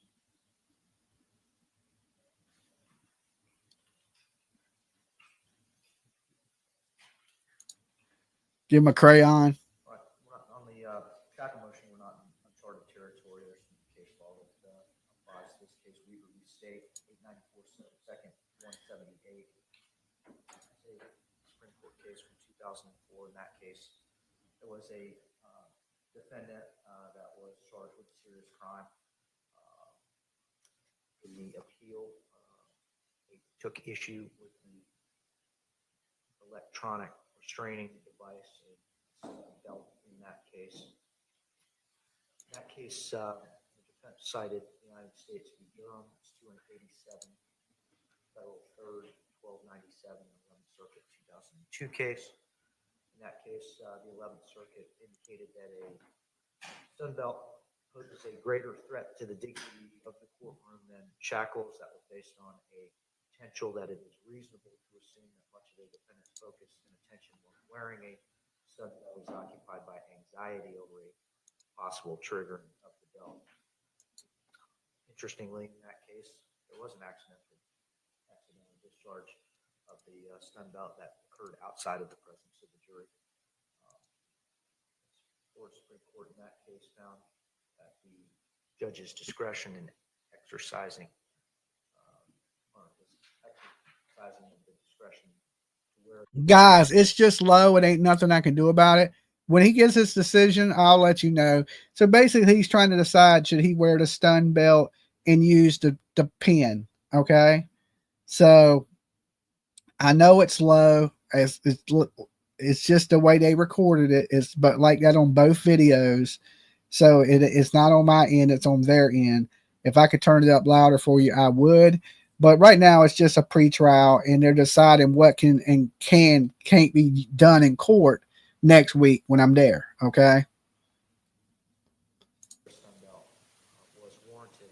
However, in that case, the defendant was pro se and was permitted freedom of movement about the courtroom. So the court in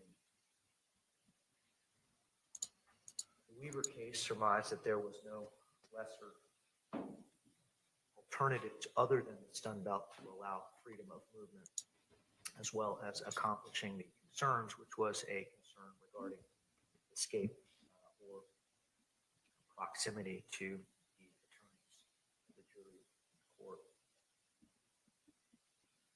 In this case, we do have an alternative. The court has never had an accidental discharge of the stun cuff. The court has not before had any indications that the stun cuff was visible to the jury. The court before has never been presented with the argument that a defendant was preoccupied by the wearing of the stun cuff. But in this case, Mr. Sterns will not have freedom of movement in the courtroom. The use of the leg brace, the court as well has never received a complaint about the comfort of a leg brace. Because Mr. Sterns will not have freedom of movement, it's heard no prejudice to the fair trial proceeding to have Mr. Sterns wear a leg brace that would, in the unlikely event that he not be compliant and stand up and make an effort to exit the courtroom, that would lock and give the resources that are on hand an opportunity to intervene. The court understands that these matters should be considered on a case-by-case basis. The court can see no prejudice. The device will not be visible. The court has not before received a complaint about the comfort of that particular device. In fact, that Mr. Sterns will not be permitted to move about the courtroom anyway. The court can't find that would be prejudicial, and the court finds that a consideration of due to the layout of this courtroom, proximity to the jury, proximity to the exit of the courtroom, and the severity of the allegations and the emotional nature of the surely to be presented that a leg brace is warranted and now will be ordered to be implemented while he is present in the courtroom. We also have a private area that can be outfitted, and I'll address continuing concerns moving forward.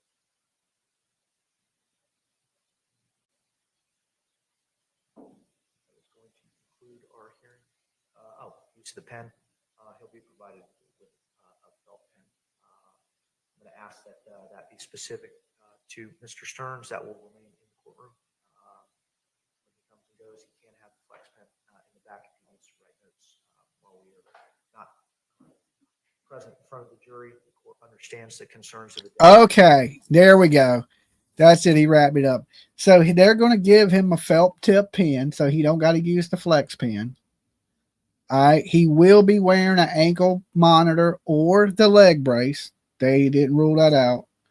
So he will have a taser or the leg brace on his leg. The media cannot show the the footage. If you have a media pass, you can have your laptops and your phone out, which we're applying for ours now because as soon as I'm done here, I'm turning my stuff for my LLC. So it'll be Dolly Vision Media Group, and I'll apply for my media pass under that corporation. All right. So now I'll be able to get into the courtrooms with my phone and my computers and all that stuff. So we're going to take care of that tonight, get my paperwork in, because I will be down there next week to cover that case for you guys live. Okay. Now let's get, before I got to go, because I got to go around 1 or 1:30ish to get to turn in this paperwork. Jack and Lily Sullivan. Okay. I know this is the big story right now, or especially in true crime. Dolly, if it's too low volume and if they have headphones, we'll hear better. Okay, well, I gave you the rundown of it. It's just basically saying he can have a felt pen and that he will be wearing a stun brace. The media can't show the computers. And if you have a press pass, you can have your phones out in the courtroom. Okay. And thank you for everybody that's been donating to the Give Send Go. That is how we afford these trips that we take to cover these cases for you guys, to make sure justice is served, right? And Jen Soto is called a monster because somebody got to let her know, right? Somebody got to let that lady know. So everybody that's donated to that, thank you so much. And if you do donate, just a couple bucks or whatever you can afford, make sure you let me know so I can personally thank you and read your comment, okay? Because it don't pop up like a super chat. So the only way I see it, if you guys let me know. And all you got to do is throw red stop signs in there or be like, Dolly, check your Give Send Go. And I think it's a good name, right? Give, Send, Go, because that's what I'm doing, right? I'm going down to Florida to cover this live. Okay, so Jack and Lily Sullivan, been missing for over 2 months, right? Strange circumstances, home with their parents, Daniel, Malaya, and the kids just vanished. The parents allegedly overslept, and the kids slid out the back door and just vanished in the middle of nowhere with nobody around, just gone. Now there's a lot of new things that are coming out over today and yesterday and things like this. And, apparently Janie, the mother of Daniel, went into a Facebook group and did some speaking. And she's saying she believes the kids are alive, that Malaya handed the kids off. But the kids are not on a reservation now. Okay. Newsflash. Let me repeat. Kids are not on the reservation. Leave the native people alone. Okay. Leave the native people alone. According to Janie, got a gun and a shovel. Now, she was seen in the yard the night prior with a shovel, which is a little odd. Okay. A little odd that this woman's out there in a shovel and the four-wheeler being so clean. And there's some things. Now, Daniel, the new allegations is this. He has a new boo thing. He has a new girlfriend. Did all that crying about Malaya. Why he has a new squeeze. Okay. Some people noticed that he had a hickey on his neck in one of the interviews. And now people are coming forward that are friends of his new boo thing and talking. Okay. So, but they're saying they didn't meet this relationship didn't spark until after the kids went missing. What's with these people? The kids go missing and they instantly become single. Okay. Right. They go right to their Facebook and they put single, ready to mingle. And people move on fast, don't they? Like, good Lord. So, we got Daniel with his new boo thing. We got Janie, however you say her name. Janie got a gun. That's how I remember it because of Aerosmith. But this Janie got a shovel. And she's out, pointing a finger at Malaya saying the kids are alive. Listen, I don't believe any of these people, right? Daniel, don't believe him. I believe he's a drug addict. That's what the people are alleging anyway. I believe his mom, of course, is going to cover for him. Why didn't they tell the police in the beginning that these kids were alive and Malaya handed them off? Why has the story changed? You know why the story's changed? Because one of these two stories was a lie. So why ain't these people in jail for lying to the authorities? And if you're a liar, for all these people out here that believe in Janie and Daniel, how the hell are you going to believe a liar? I just want to ask y'all that. This goes for channels, viewers, for everybody. How the hell are you going to believe a liar? People running around like this shit's truthful and it's coming from liars. If it was the truth, they would have told the police in the very beginning, hey, we think she handed the kids off. The kids are alive. You need to talk to Malaya. That ain't what they told the police. Right? So all these people are effing liars. You know who I don't believe? Anybody want to take a guess? You know who I don't believe? Liars. Okay, I don't believe liars. Right, look, you lied once. Everything that comes out your mouth from that point is a lie. And how do I know you telling the truth if you lied before? And why ain't they in jail for lying to the authorities? So anybody out here that's taking any of these lying ass people, I'm talking Durwood, Janie, Daniel, Malaya, Malaya's mom, Durwood's son, any of them. Okay, if you're taking any of these people serious, you need to go see a doctor. Okay, a brain doctor, because something is wrong with your brain. But people want that to be the truth, so they believe it. Right? Listen, I want $1 million. That don't mean a truck's gonna pull up here and give it to me. Okay, it ain't gonna happen. I get the wishful thinking. Janie outed Durwood as a liar. They're all liars. Liars calling each other liars. I don't believe Janie. I don't believe Durwood. I don't believe Daniel. I don't believe Malaya. These are prime suspects in the disappearance of two beautiful little kids. Nobody wants to hear shit they got to say. What people want is them to be in jail. Okay? I want them all locked up. Lock them all up. Matter of fact, time to Stephan Sterns, so when they zap him, they zap all them too. Give them fuckers a leg brace. Where's the justice in this world? RCMP is a joke. Okay, y'all have done failed these children. It is a shame. It is a shame, right? And I don't care if you send this to the RCMP. Tell them I said they suck. Okay, you suck. You suck. You suck. Turn in your plastic badges, right? Because y'all have done a terrible job on the disappearance of Jack and Lily. Terrible. This was a cut and dry case. There should have been arrest in a week. Not even. We going on 2 months and y'all ain't done nothing. I feel like Rocky and Bullwinkle is covering this shit. What detectives you got, Rocky and Bullwinkle? They would have solved it. Okay? You failed these kids. You're letting people get away with child neglect. You're letting people get away with lying to the authorities, and y'all ain't done nothing to put no pressure on these people. And yet you're mad about YouTube putting pressure on you guys for answers? The hell with asking for answers. We demand answers. Do your damn job, people. If you can't do your job, retire. Let people come in that can do the job. Because apparently y'all have failed. This is almost turned to a joke, right? Like, I'm looking at Canada like, damn, Canadian police. Not all Canada. Because listen, the people in Canada are great.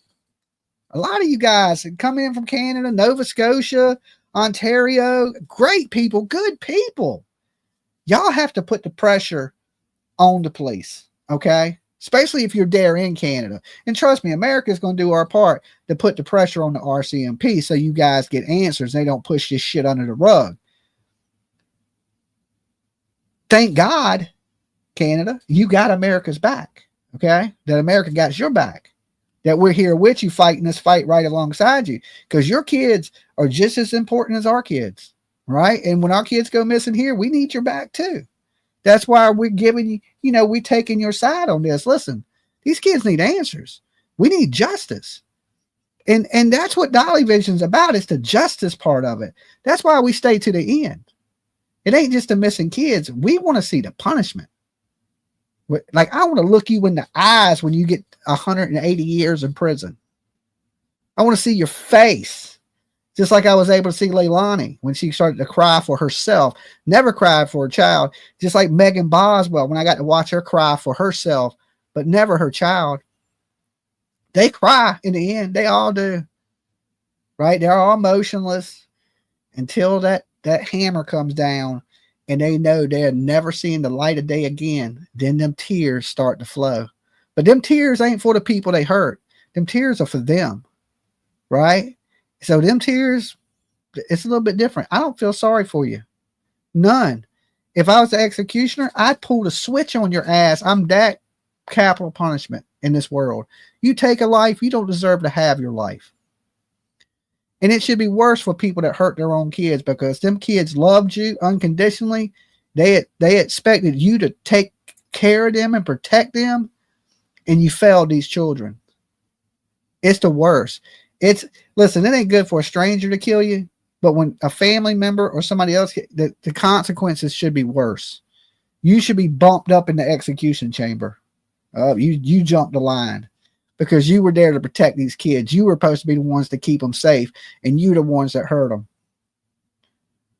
Just like Tennessee has failed Seth Rogers, RCMP has failed Jack and Lily to this point. Now, I ain't saying that'll always be the case. You know, they may jump on them and do something. But if nobody puts any pressure on anybody, nobody's going to do shit. That's why I was saying with Seth, I was like, you need to put the pressure on the Sumner County Police and the TBI and make them where they get tired of looking at you, so they do something to get you out their face. The squeaky wheel always gets the oil. It's just the way it is. And if you ain't squeaking, they ain't worried about you. All right.